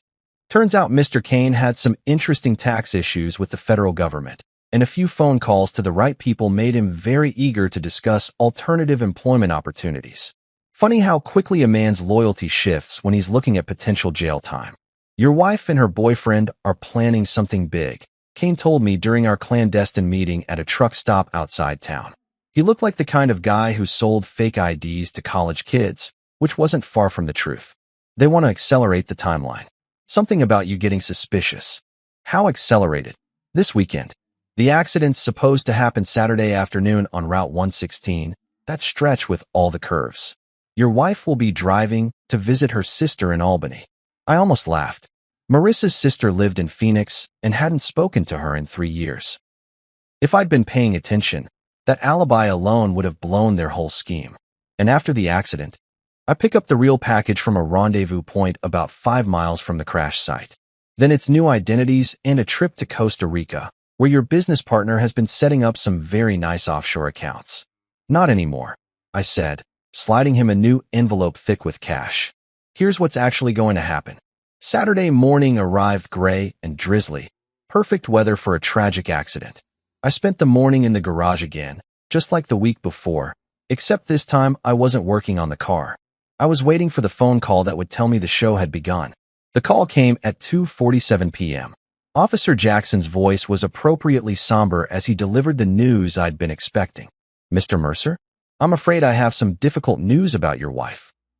I played my part perfectly, rushing to the hospital, demanding to see the body, breaking down in controlled grief when they told me the remains were too badly damaged for viewing. Riley had done her job beautifully. The accident looked absolutely convincing, complete with Marissa's purse and jewelry scattered around the wreckage. The dental records would match because we'd made sure they would. Meanwhile, about 30 miles away, Lucas Kane was picking up a very different package than he'd been expecting. Instead of my conscious, eager to escape wife, he found Marissa unconscious in the back of his van, courtesy of some pharmaceuticals Riley had provided. By the time my dear wife woke up, she'd already been delivered to her new home, my custom-built basement suite. The beauty of the whole operation was its symmetry. Marissa had wanted to disappear, to erase herself from our life, and start fresh somewhere else. Well, congratulations, honey, mission accomplished. She was now officially dead to the world, exactly as she'd planned. The only difference was that her new world was a 10-by-12 room beneath the house, where she'd spent 16 years lying to me. Julian, of course, was frantically trying to reach both Marissa and Kane, not knowing that one was legally dead and the other was now working for me. I could picture him pacing around his apartment, checking his phone every 30 seconds, wondering why his carefully orchestrated plan seemed to be falling apart. Poor Julian. He was about to discover that some people are much better at playing chess than others realize. The funeral was scheduled for Thursday, a closed casket affair, naturally, given the condition of the body. I'd already started receiving casseroles from well-meaning neighbors and condolence cards from people I barely knew. The whole neighborhood was rallying around the poor widower, offering support and sympathy for my tragic loss. If they only knew that my dead wife was currently sitting in my basement watching her own memorial service on closed-circuit television, they might have been a little less generous with their tuna noodle casseroles. But that was the beautiful thing about small-town life. People saw what they expected to see. A grieving husband getting support from his community. A tragic accident that claimed a young woman's life. A neighborhood coming together in the face of loss. They didn't see the security cameras I'd installed throughout the house, or the reinforced steel door I'd put in the basement, or the way I smiled just a little too broadly when people offered their condolences. They certainly didn't see Marissa, very much alive and finally getting a taste of what it felt like to be trapped in someone else's plan. The game was just beginning. And for the first time in months, I was the one holding all the cards. Marissa had wanted to play dead? Fine. Now she could find out exactly what that felt like, permanently. After all, She'd made her choice when she decided to erase me from her life. Now I was simply returning the favor, with interest. Welcome to your new life, darling. I hope you enjoy the accommodations. There's something deeply satisfying about watching someone's world collapse in real time, especially when that someone spent months planning your destruction. Call it karma, call it justice, or just call it good old-fashioned revenge. Whatever you want to label it. I was enjoying every second of Marissa's slow realization that her brilliant escape plan had turned into her worst nightmare. She woke up around 6 in the evening, about 4 hours after Kane delivered her to my custom-built hospitality suite. I'd been monitoring her through the security cameras I'd installed, watching her sleep with the kind of peaceful expression she hadn't worn around me in months. Funny how relaxed people look when they think they're about to get everything they want. The first thing she did was call out for Julian, which told me everything I needed to know about who she'd been thinking about during those last conscious moments. Not her husband of 16 years, not the life she was leaving behind, but her new boyfriend and their shiny future together. Well, honey, that future just got a serious revision. When she finally opened her eyes and took in her surroundings, the confusion on her face was absolutely priceless. This clearly wasn't the safe house or private jet she'd been expecting. Instead of tropical beaches and offshore bank accounts, she found herself in a windowless room with cement walls, tasteful lighting, and all the charm of a high-end prison cell. "What the hell?" she whispered, struggling to sit up on the bed I'd so thoughtfully provided. The drugs were still working their way out of her system, making her movements sluggish and uncoordinated. I let her marinate in confusion for a few more minutes before activating the intercom system. No point in rushing the big reveal. I'd waited months for this moment, and I intended to savor it properly. "Good evening, Marissa," I said, my voice echoing through the speakers with perfect clarity. "I hope you slept well. You're going to need your energy for what comes next." The way her head snapped up toward the sound was like watching a deer realize it's wandered into a hunter's crosshairs.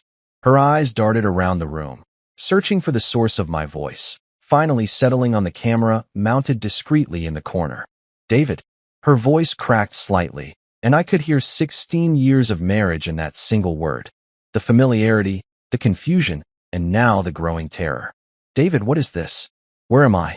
"You're exactly where you wanted to be, sweetheart," I replied, settling back in my office chair upstairs like I was watching my favorite TV show. Dead to the world, starting fresh, beginning a whole new life. "Congratulations, you got everything you asked for."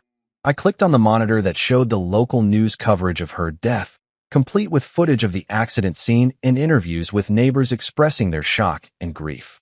The anchor was doing that serious news voice thing they all learn in journalism school, describing the tragic loss of a beloved community member. In other news, I continued conversationally. "Your funeral is scheduled for Thursday." I went with the closed casket option, given the condition of the body. "Very tasteful service. I think you'd approve of the flower arrangements." Marissa was staring at the screen in absolute horror, watching her own death being reported like she was witnessing some alternate reality. Her hands were shaking as she pressed them against the walls, looking for a way out that didn't exist. "This is insane," she said, and her voice was getting stronger as the drugs wore off and the reality of her situation sank in. "You can't keep me here. People will look for me." "Julian will." "Julian will what?" I interrupted, genuinely curious about what she thought her boyfriend was going to do. "Julian thinks you're dead, remember? That was the plan. Your plan. The only difference is that instead of sipping Mai Tais on a beach in Costa Rica, you're getting a front row seat to your own memorial service." I switched the feed to show Julian's apartment, where my business partner was currently pacing around like a caged animal, frantically trying to call Lucas Kane and getting sent straight to voicemail. The poor bastard had no idea that his carefully orchestrated scheme had been hijacked by someone who played the game better than he did. "Take a good look, Marissa," I said, zooming in on Julian's panicked face. "That's the man you chose over me. The one you were willing to destroy our marriage for. Watch how concerned he is about your well-being." Julian was on his phone again, but he wasn't calling hospitals or police stations. He was calling his lawyer, his accountant, anyone who could help him figure out what had gone wrong with their plan. Not once did he seem genuinely worried about Marissa as a person. She was just another asset that had failed to materialize. "He doesn't give a damn about you," I continued. enjoying the way Marissa flinched with each word. You were just a convenient way to get access to my money and my business. Now that the plan's gone sideways, he's already working on how to save his own ass. The truth was hitting her like a series of physical blows. I could see it in her face, the gradual understanding that she'd been played just as much as I had, maybe more. Julian had used her feelings for him to turn her into a weapon against her own husband, and now that the weapon had misfired, he was cutting his losses. "You're lying," she said, but there was no conviction in her voice. She was watching Julian on the screen, seeing the same selfish panic that I was seeing, and the evidence was pretty damn conclusive. "Am I?" I asked. "Let's test that theory, shall we?" I switched to another camera feed, this one showing Julian's latest phone call. The audio was crystal clear thanks to some very expensive surveillance equipment Daniel had helped me install. "I don't care where she is," Julian was saying to someone on the other end. "The whole thing's blown up. I need new papers and a way out of the country before the feds start asking questions about those offshore accounts." Marissa's face went white as she listened to the man she'd betrayed her marriage for discussing her disappearance like a minor inconvenience. No concern for her safety. No questions about whether she was hurt or scared or in danger. Just cold, calculating self-preservation. "Still think he loves you?" I asked. She slumped against the wall, and for the first time since this whole nightmare began, I saw something in her eyes that looked like genuine regret. Not for getting caught, not for the failure of her plan, but for the choices that had led her to this moment. "Why?" she whispered. "Why this instead of just, I don't know, divorce? You could have taken half of everything and walked away." "Half?" I laughed, and it wasn't a pleasant sound. "Marissa, you weren't planning to leave me half of anything. You were planning to take it all and disappear. Those photos you took of our financial documents, the meetings with your identity specialist, the offshore accounts Julian set up, you wanted to erase me completely." I leaned forward, speaking directly into the microphone so she could hear every word clearly. "So that's exactly what I'm doing to you. You wanted to be dead to the world? Congratulations. You're officially deceased, buried, mourned, and forgotten. Your old life is over, just like you planned. The only difference is that your new life comes with some unexpected accommodations." She was crying now, finally understanding that her elaborate scheme had turned into her own prison. Every decision she'd made, every lie she'd told, every betrayal she'd planned had led her to this windowless room where she could watch the world move on without her. "Please," she said, and the word came out broken and desperate. "Please, David. I'm sorry. I made a mistake. I can fix this. We can fix this." "Fix what?" I asked. "Our marriage? That died months ago when you started planning my destruction. Your relationship with Julian? He's already abandoned you. Your old life? That's buried 6 feet under with Riley Ward playing your corpse." I stood up from my chair, getting ready to head downstairs for our first face-to-face conversation since her death. "No, Marissa," I said. "There's nothing left to fix. There's only what comes next, and for the first time in months, I'm the one who gets to decide what that looks like." The look of absolute despair on her face was everything I'd hoped for and more. She'd played the game of deception and betrayal, thinking she was so much smarter than her boring, predictable husband. Now she was about to learn what it felt like to be completely at someone else's mercy. And frankly, after what she'd put me through, my mercy was in pretty short supply. While Marissa was getting acquainted with her new accommodations and the crushing reality of her situation, I had a business partner to deal with. Julian Hart had always been the slick one in our partnership. Designer suits, perfect hair, and the kind of smile that made clients think they were getting something special. Too bad he'd never learned the difference between being clever and being smart. The beauty of having someone like Daniel in your corner is that private investigators know all sorts of interesting people, including several who specialize in making bad situations look a whole lot worse than they actually are. Within 24 hours of Marissa's death, Julian was about to discover that his problems were just getting started. I spent Monday morning playing the grieving widower, accepting condolences from co-workers and nodding sadly when people told me how sorry they were for my loss. Julian showed up at the office around 10, looking like he'd spent the weekend wrestling with his conscience and losing badly. His usual polished appearance was slightly off, wrinkled shirt, 5 o'clock shadow at 10 in the morning, and eyes that darted around like he was expecting federal agents to burst through the windows at any moment. David, he said, putting on his best friend act and wrapping me in one of those awkward man hugs that's supposed to convey deep emotion. Jesus, man, I'm so sorry. I can't believe Marissa's gone. The irony was absolutely delicious. Here he was, comforting me over the death of the woman he'd been planning to run away with, and he had no idea that she was currently sitting in my basement watching this whole performance on closed-circuit television.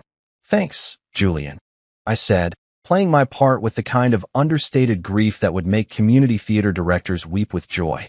I can't wrap my head around it, you know? She was fine when I left for the garage that morning, and then I let my voice trail off and ran a hand through my hair, the picture of a man struggling to hold it together. Julian nodded sympathetically, but I could see the wheels turning behind his eyes. He was probably wondering if I suspected anything, if I'd found any evidence of their affair, if his carefully constructed alibi was going to hold up under scrutiny. What he didn't know was that his alibis were about to become the least of his problems. Listen, he said, glancing around the office like he was worried about being overheard. If you need anything, time off, help with the business, whatever, just say the word. We're partners, but more than that, we're friends. I've got your back. Friends, right? The kind of friend who spends months planning to destroy your life and steal your wife. But I just nodded gratefully and told him I appreciated the support. That afternoon, while Julian was at lunch with a client, the first shoe dropped. Two men in cheap suits showed up at our office, flashing badges and asking questions about Julian's recent financial activities.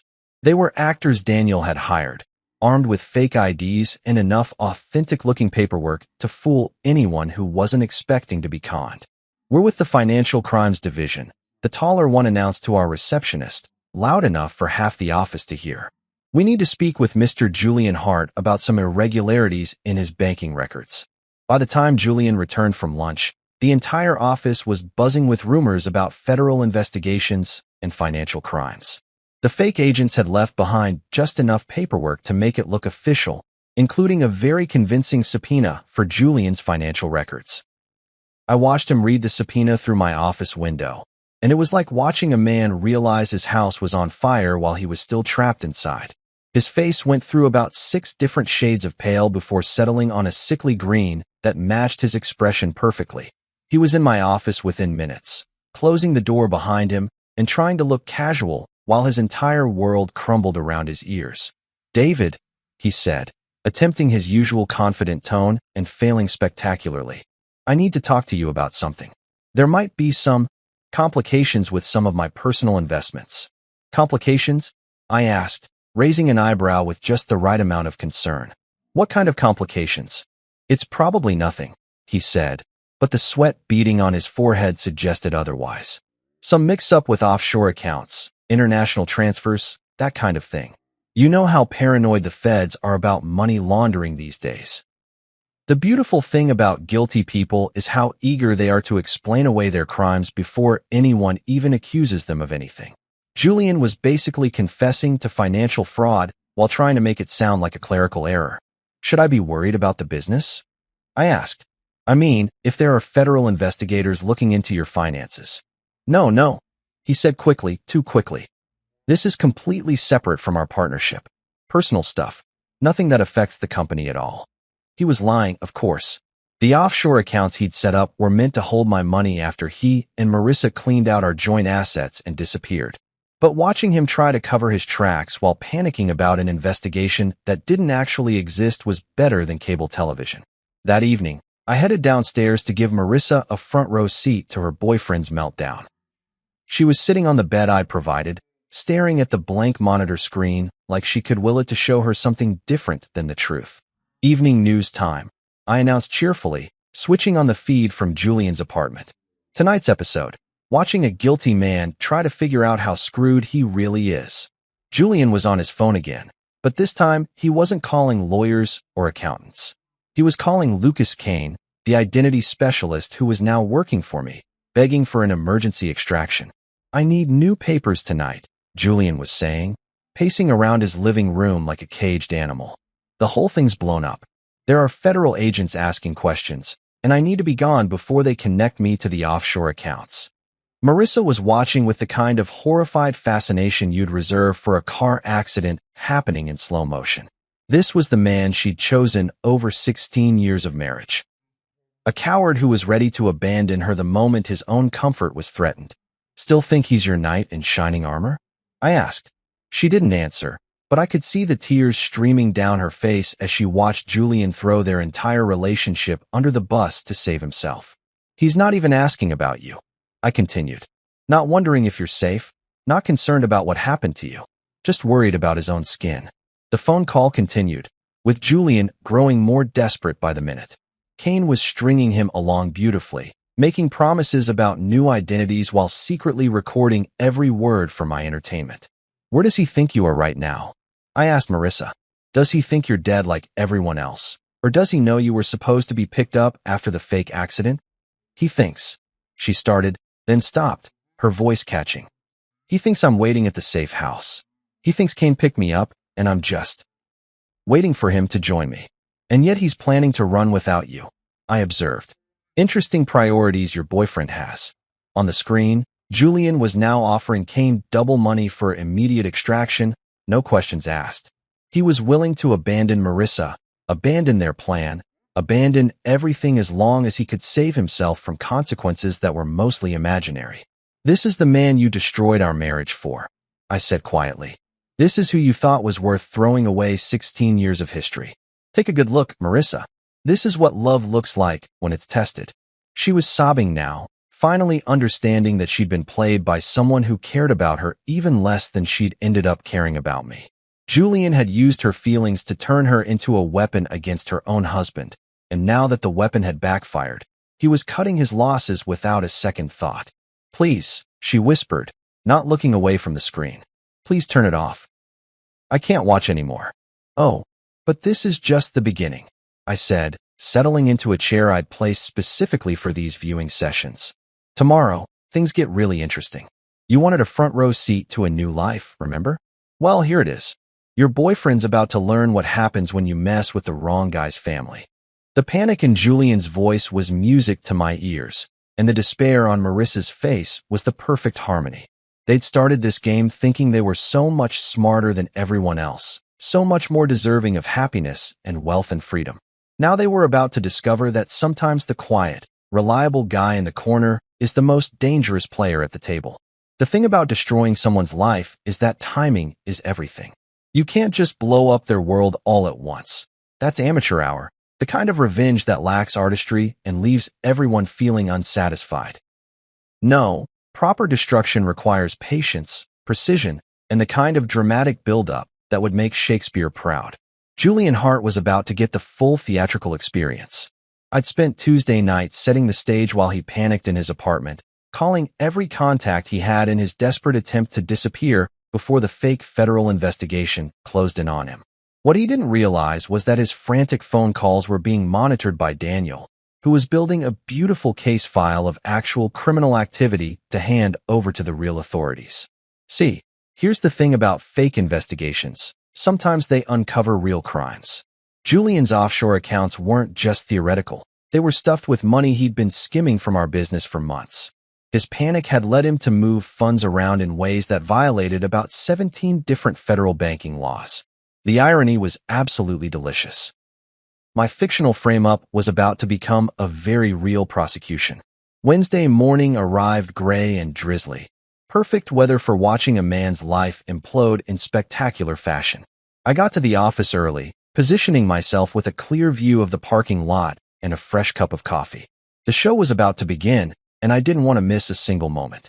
Julian showed up at 8:47 a.m. looking like he'd spent the night wrestling with demons and losing badly.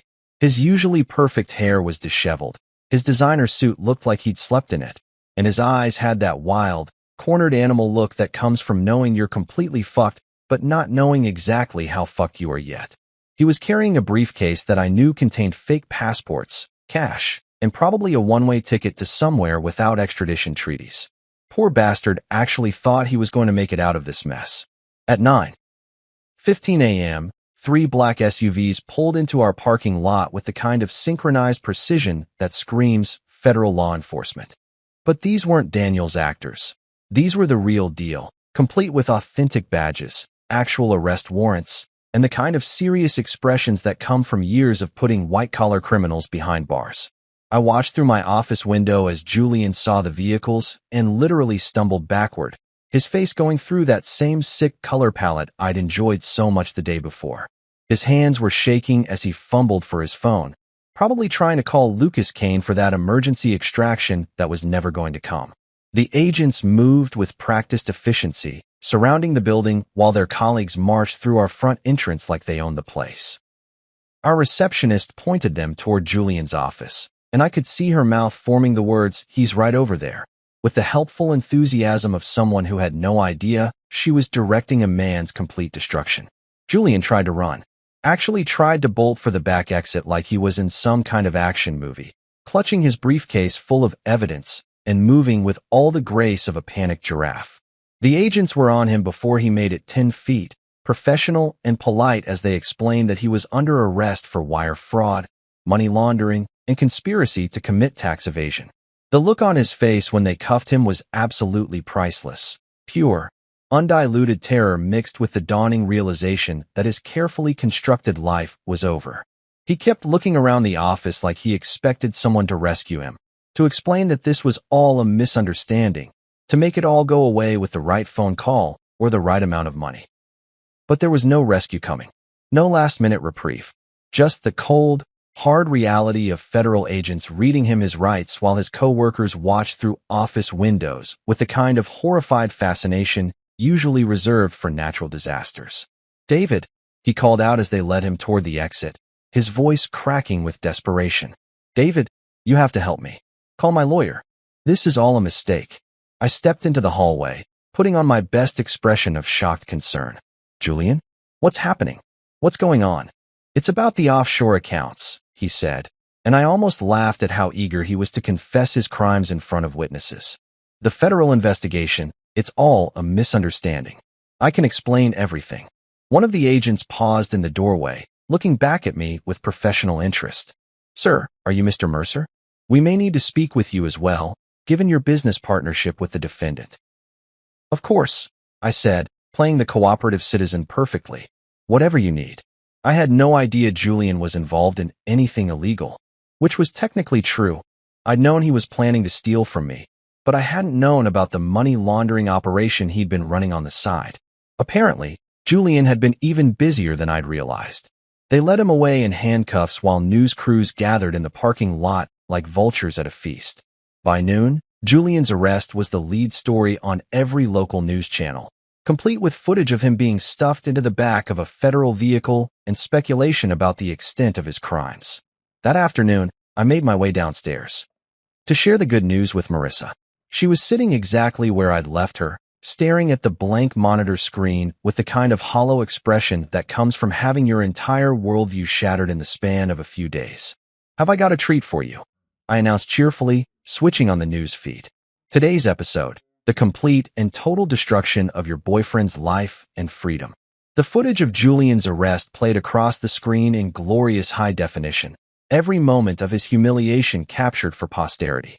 Marissa watched in silence as reporters discussed federal charges, potential prison sentences, and the ongoing investigation into his financial crimes.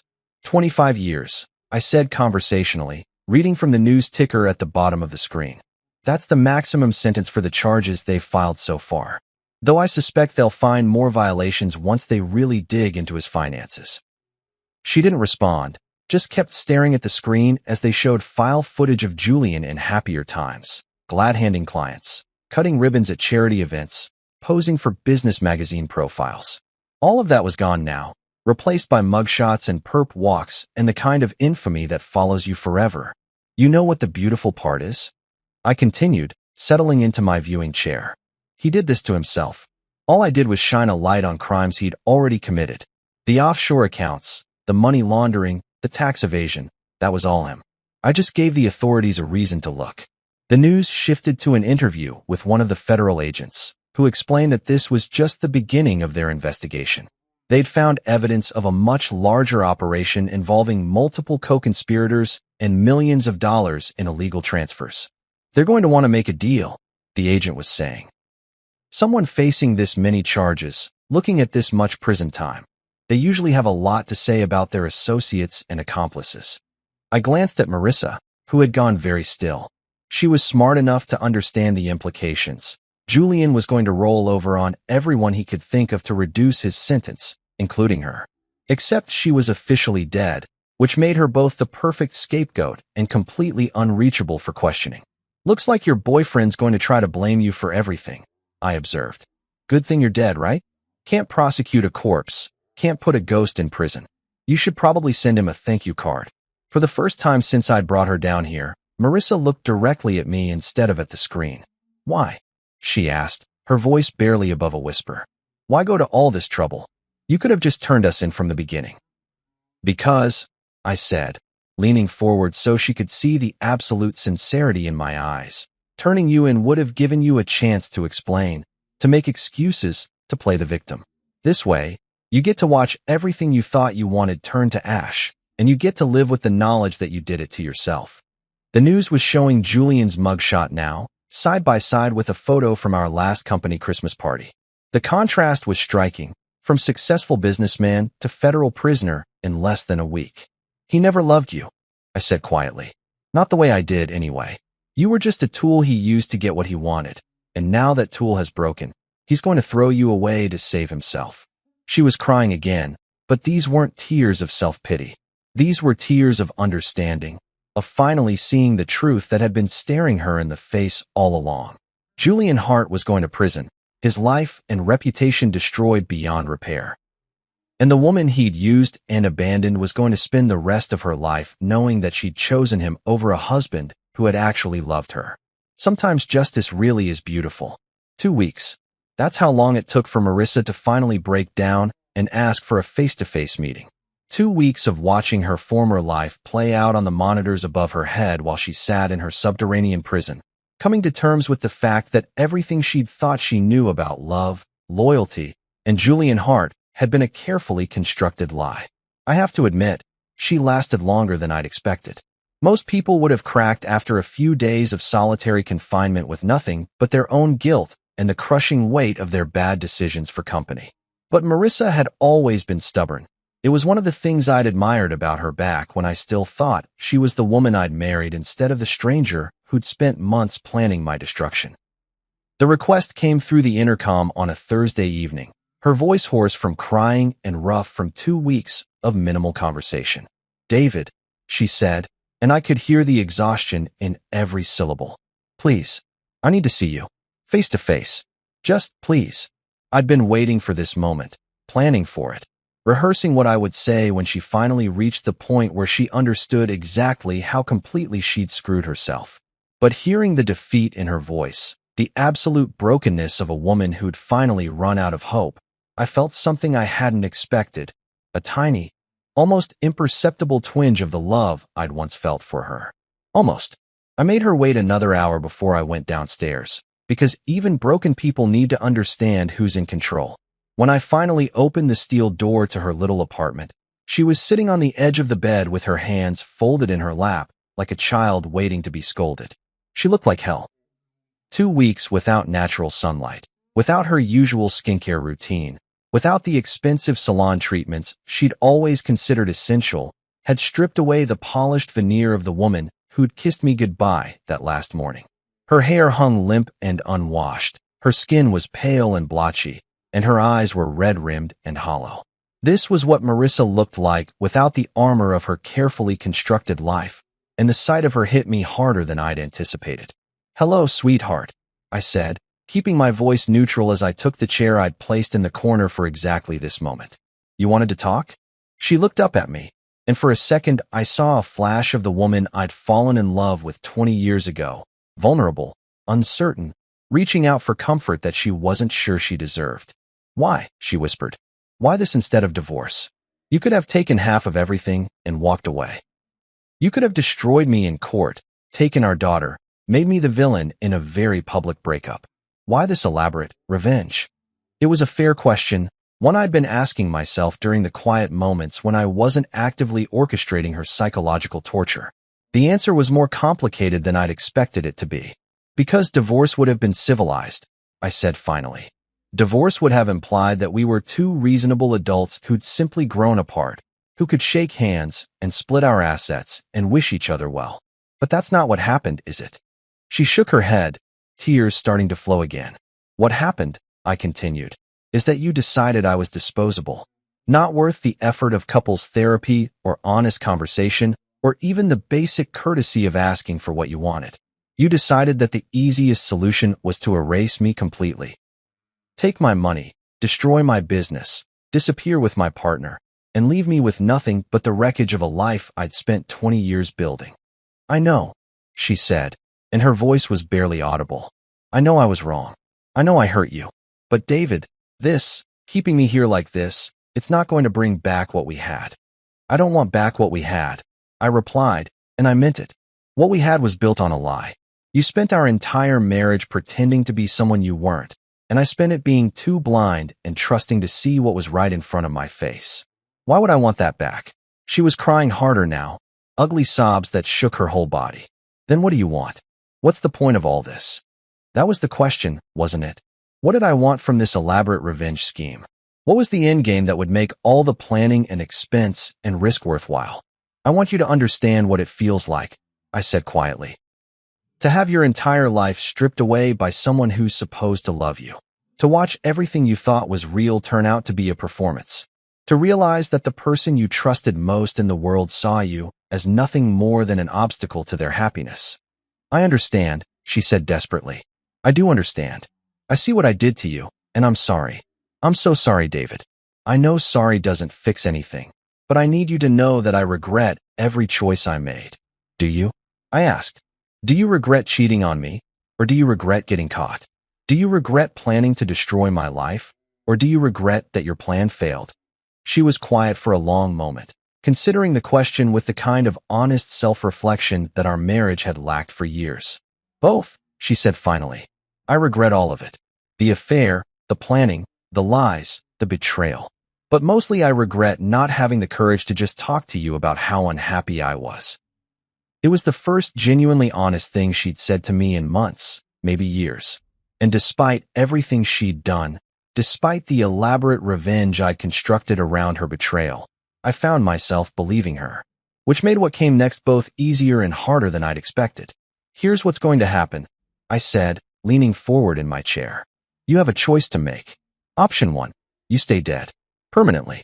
I've created a very comfortable life for you down here. Better food, more entertainment options, even some books and puzzles to keep your mind occupied. You'll be safe, fed, clothed, and completely erased from the world above. Her eyes widened in horror. David, you can't. Option 2. I continued, cutting off her protest. I help you disappear for real. New identity, new background. Enough money to start over somewhere far away where no one will ever connect you to Marissa Mercer or this whole mess. You get to live, but you lose everything. Your name, your history, your family, your daughter. The mention of our daughter hit her like a physical blow. Lila was 19, a sophomore in college, and as far as she knew, her mother had died tragically in a car accident. The funeral had been beautiful, the grief genuine, and Lila's tears over her mother's grave had been some of the most heartbreaking moments of my life. Lila, Marissa whispered. My baby girl. How is she? Is she okay? She's fine, I said. Sad, obviously, but handling it better than I expected. She's stronger than either of us gave her credit for. Could I see pictures? Just to know she's all right. And there it was, the one request I'd been waiting for, the one thing I could give her that might make this nightmare worthwhile for both of us. If you choose option 2, I said, if you agree to disappear completely and never try to contact either of us again, I'll make sure you get pictures. Updates on how she's doing, major milestones, that kind of thing. Not often, and not forever, but enough to know she's happy and healthy. She was sobbing again, but this time it wasn't just grief and self-pity. This was the sound of a mother's heart breaking as she realized she was about to lose her child forever. Why would you do that? She asked. After everything I've done, why would you be kind to me? Because despite everything you've done, I said, you're still Lila's mother. And because somewhere underneath all the lies and betrayal, there's still a tiny piece of the woman I used to love. The choice I was offering her wasn't really a choice at all. Option 1 was slow psychological torture disguised as mercy, while Option 2 was exile and erasure with just enough humanity to make it bearable. But it was more than she'd planned to give me, and we both knew it. "How long do I have to decide?" she asked. "You don't," I replied, standing up from my chair. "You've already decided. You just need to say it out loud." She looked up at me with eyes that held 20 years of shared history, the good times and the bad, the love and the betrayal, the beginning and now the end. "I want to see my daughter grow up," she whispered, "even if it's just in pictures, even if she never knows I'm alive." "Then it's settled," I said, heading for the door. "Tomorrow, you become someone else entirely, and Marissa Mercer stays buried where she belongs." I paused at the threshold, looking back at the woman who'd been my wife, my partner, my biggest mistake, and my most elaborate revenge. "For what it's worth," I said, "I'm sorry it came to this." "So am I," she replied. "So am I." 3 months after Marissa Mercer was buried in Greenwood Cemetery, Clara Hayes walked into Murphy's Hardware in Whitefish, Montana, carrying a resume that was completely fabricated and a story about starting over after a messy divorce. The owner, a gruff 60-something guy named Frank Murphy who'd never met a sob story he couldn't relate to, gave her the job managing his books and inventory without asking too many questions. Clara was everything Marissa had never been: quiet, modest, grateful for simple work and a small apartment above the store. She wore secondhand clothes from the local thrift shop, kept her hair pulled back in a plain ponytail, and lived the kind of unremarkable life that wouldn't attract attention from anyone, least of all federal investigators looking for connections to Julian Hart's financial crimes. I'd done my homework when creating her new identity. Clara Hayes had a perfectly boring background. Born in Oregon, moved around a lot as a kid, parents died in a car accident when she was 25, no siblings, no close friends, no social media presence worth mentioning. She was the kind of person who could disappear into small-town America without leaving so much as a ripple. Meanwhile, back in my actual life, things were going better than they had in years. Hart and Mercer had become just Mercer Consulting after Julian's very public downfall, and business was booming. Turns out that being the innocent victim of your business partner's financial crimes makes you look trustworthy and competent by comparison. Clients who'd been on the fence about working with us suddenly saw me as the stable, reliable choice in an industry full of sharks and con artists. The insurance payout from Marissa's death had been substantial, $250,000 that went straight into a trust fund for Lila's future.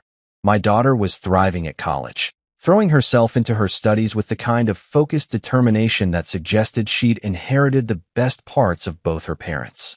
She called me every Sunday, and our conversations had become deeper and more meaningful than they'd ever been when Marissa was alive.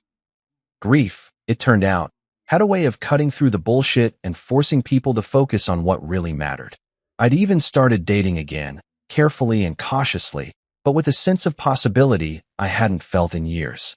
There was something liberating about being completely honest about who I was and what I wanted, instead of trying to maintain the fiction of a happy marriage that had been dead for longer than I'd cared to admit.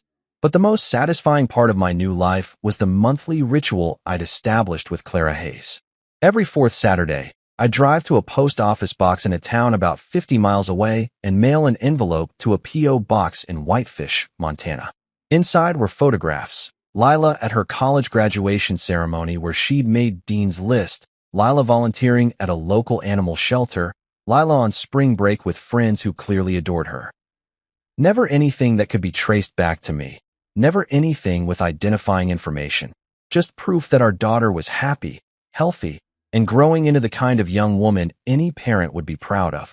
I never included letters or explanations, just the photos and sometimes a newspaper clipping if Lila had been mentioned in the campus paper for some academic achievement.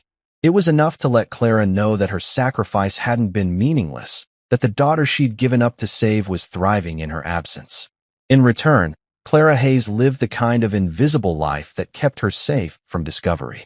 She went to work, paid her bills, attended the occasional town function, and never, ever tried to contact anyone from her former life. She'd become exactly what I'd offered her the chance to become: a ghost of herself, alive but erased, breathing but dead to everyone who'd ever mattered to her. About 6 months into this arrangement, Clara made a mistake. It was small, the kind of slip that most people would never notice, but I'd been monitoring her online activity through some very sophisticated software Daniel had helped me install. She'd searched for Lila Mercer on the public computers at the Whitefish Library, probably hoping to find news about her daughter that went beyond my carefully curated photo updates. The search lasted less than 5 minutes before she realized what she was doing and logged off, but it was enough to trigger the alerts I'd set up. Within an hour, Clara Hayes' internet service was mysteriously discontinued due to routine maintenance issues that would take several weeks to resolve. Her phone service developed similar problems, leaving her effectively cut off from the outside world. The message was clear: stick to the agreement, or lose even the small mercies I'd been providing. She never tried to search for us again. As the months turned into a year, I began to understand something about revenge that I'd never considered before. It wasn't just about making someone pay for what they'd done to you. It was about finding a way to live with what they'd taken from you, and sometimes that meant taking something equally precious from them. Marissa had tried to erase me from existence, to steal my life and leave me with nothing but the ashes of 20 years of marriage and partnership. So I'd erased her instead, more completely and permanently than she'd ever planned to erase me. She was alive, which made it more merciful than what she'd planned for me. But she was also dead to everyone who'd ever loved her, which made it more cruel. The genius of it was that she'd chosen this fate herself. I hadn't forced her into exile. I'd simply offered her a choice between two kinds of imprisonment, and she'd picked the one that let her hold onto a tiny thread of connection to the daughter she'd betrayed along with me. Julian, meanwhile, was serving his time in federal prison, probably spending his days wondering how his carefully planned escape had turned into a life sentence. The offshore accounts he'd set up to hold my stolen money had been seized by the government, along with everything else he'd accumulated through years of financial fraud. He'd lost his freedom, his wealth, his reputation, and his future, all because he'd underestimated the quiet guy in the corner office who paid attention to details. Sometimes I wondered if Clara Hayes ever thought about the life she'd thrown away, if she ever regretted choosing Julian Hart over the husband who'd loved her despite her flaws. But mostly, I didn't think about her at all. She'd become what she'd always been in the end, irrelevant to my happiness, unnecessary for my future, a cautionary tale about the price of betrayal. Lila called me on a Tuesday evening in November, bubbling with excitement about her plans for Thanksgiving break and her new boyfriend who wanted to meet her family. She sounded so much like her mother had at that age, enthusiastic, optimistic, full of dreams about the future, that it took my breath away for a moment. I wish Mom could meet him, she said, and there was still sadness in her voice when she talked about Marissa, but it was the clean grief of loss rather than the complicated pain of betrayal. She would have loved him. He's studying engineering, just like you. She would have, I agreed, and meant it. The Marissa that Lila remembered, the loving mother who'd never missed a school play or soccer game, had been real, even if the wife I'd thought I knew had been a fiction. I love you, Dad, Lila said. I'm proud of how strong you've been through everything. I love you too, sweetheart, I replied. More than you'll ever know. After we hung up, I sat in my office looking at the photos on my desk. Lila at various stages of growing up. The family we'd been before betrayal had poisoned everything. The life we'd built together before I'd learned how much of it had been a lie. Tomorrow I'd mail another envelope to Montana. Another set of pictures showing Clara Hayes that the daughter she'd sacrificed everything for was thriving without her. It was a small cruelty wrapped in mercy, a reminder that some choices couldn't be undone and some prices were too high to ever fully pay. But tonight, I was just a father who loved his daughter and a man who'd found his way back to happiness after having it stolen from him. Sometimes justice wasn't about punishment or revenge. Sometimes it was simply about rebuilding something better from the wreckage of what had been destroyed. And sometimes that was enough. 5 years. That's how long it took for our carefully constructed house of cards to face its ultimate test. 5 years of Clara Hayes living her invisible life in Montana. 5 years of me building something better from the ashes of my destroyed marriage. And 5 years of Lila growing into the kind of young woman who made every sacrifice worthwhile. The day was perfect. One of those crisp May afternoons that made you believe in fresh starts and happy endings. I was standing in the packed auditorium of State University, watching my daughter walk across the stage to receive her engineering degree and feeling proud enough to burst. She'd graduated summa cum laude, landed a job with a prestigious firm in Seattle, and was planning to move in with the boyfriend I'd actually grown to like, a rare achievement for any father of a 24-year-old daughter. Lila looked radiant in her cap and gown, beaming as she shook hands with the dean and posed for the official photographer. 5 years of grief had taught her to appreciate life's victories, to savor moments like this instead of taking them for granted. She'd channeled her pain over losing her mother into academic excellence and a determination to make the most of every opportunity. As I watched her accept her diploma, I thought about all the people who weren't there to see this moment. Marissa, who'd loved Lila more than anything in the world, but had chosen her own selfish desires over being present for her daughter's future. Julian, who was still serving his federal sentence and would probably die in prison. All the people who'd been part of our lives before betrayal had burned everything down and forced us to rebuild from scratch. The ceremony was long, as these things always are, filled with speeches about bright futures and endless possibilities. I found myself scanning the crowd during the boring parts, looking at all the proud families taking pictures and recording videos of their graduates. Somewhere in that sea of faces, I spotted the university president's wife, a few local politicians trying to look important, and my blood turned to ice. There, in the back row of the auditorium, wearing oversized sunglasses and a baseball cap pulled low over her face, was a woman I'd have recognized anywhere. Older, thinner, dressed in the kind of generic clothing you'd find at any Walmart, but unmistakably the person who'd once been my wife. Clara Hayes had broken the cardinal rule of our arrangement. She'd left her exile in Montana and come to see the daughter she was supposed to be dead to forever. For a moment, I felt something I hadn't experienced in 5 years, genuine fear. Not for myself, but for Lila. What if Clara tried to approach her? What if she decided that 5 years of hiding was enough and attempted some kind of reunion? What if she destroyed the careful peace we'd built by injecting herself back into our lives? I watched Clara watching our daughter, and even from across the crowded auditorium, I could see the tears streaming down her face. This was probably the first time she'd seen Lila in person since faking her own death, and the girl she was looking at was completely different from the college freshman she'd left behind.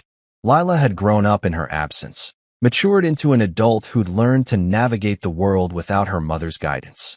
Clara's hands were shaking as she raised a small camera, probably one of those disposable ones you can buy at gas stations, and took a few pictures. She was being careful not to use the flash, trying to remain invisible while documenting the moment she'd traveled 1,000 miles to witness.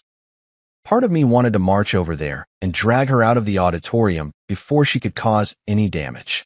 Part of me wanted to have security escort her away and then make some calls to ensure she never got this close to our life again. But another part of me, a part one didn't particularly like acknowledging, understood exactly why she was there. This was her daughter too. Despite everything she'd done, despite the choices she'd made and the price she'd paid for them, Lila was still her child.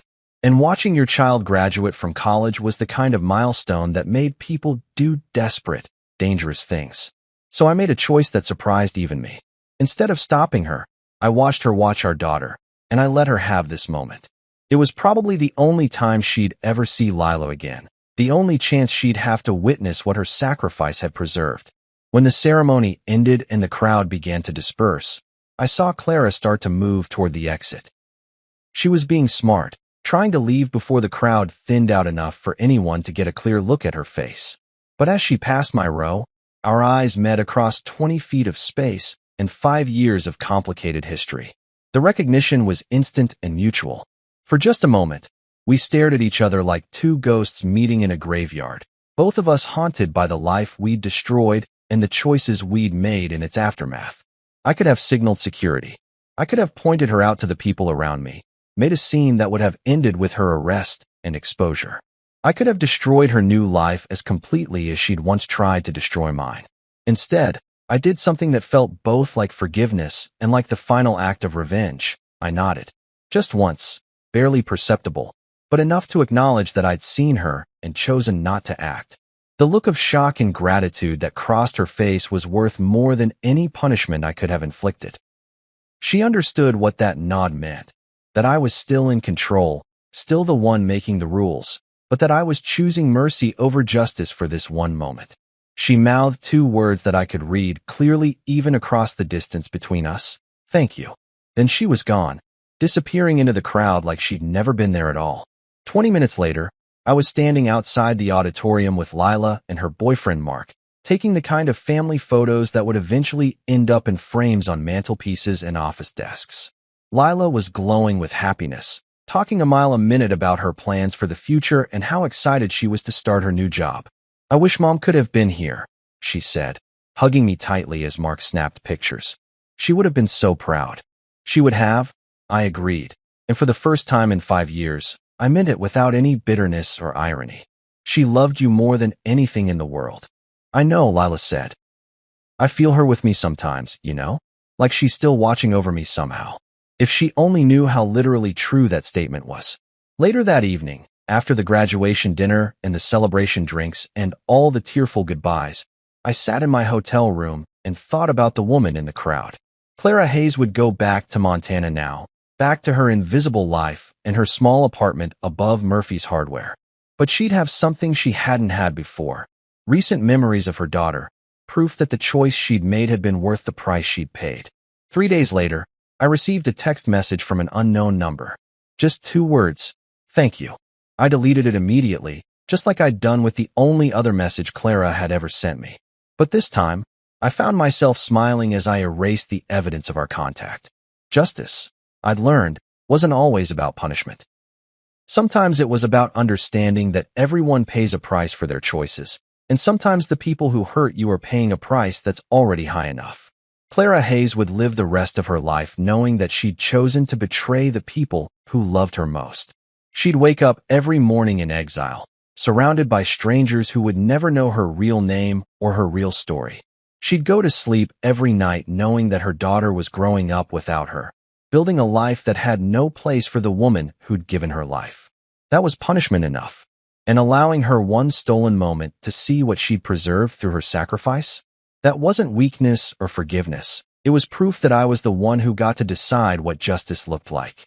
5 years after Marissa Mercer had tried to erase me from existence, I was successful, respected, and surrounded by people who loved me for who I actually was instead of who they wanted me to be. My daughter was thriving, my business was booming, and my future looked brighter than it had in decades. Meanwhile, the woman who'd tried to destroy me was living under an assumed name in a town where nobody knew her history, getting by on minimum wage and whatever mercy I chose to show her. I'd won. Completely, totally, and permanently. And the best part? She knew it too. Sometimes the most perfect revenge is simply living well while your enemies live with the consequences of their choices. And sometimes, if you're very lucky and very patient, you get to be generous in victory without giving up any of the control you fought so hard to reclaim. Justice wasn't just about punishment, it was about balance. And after 5 years of careful orchestration, the scales had finally settled exactly where they belonged.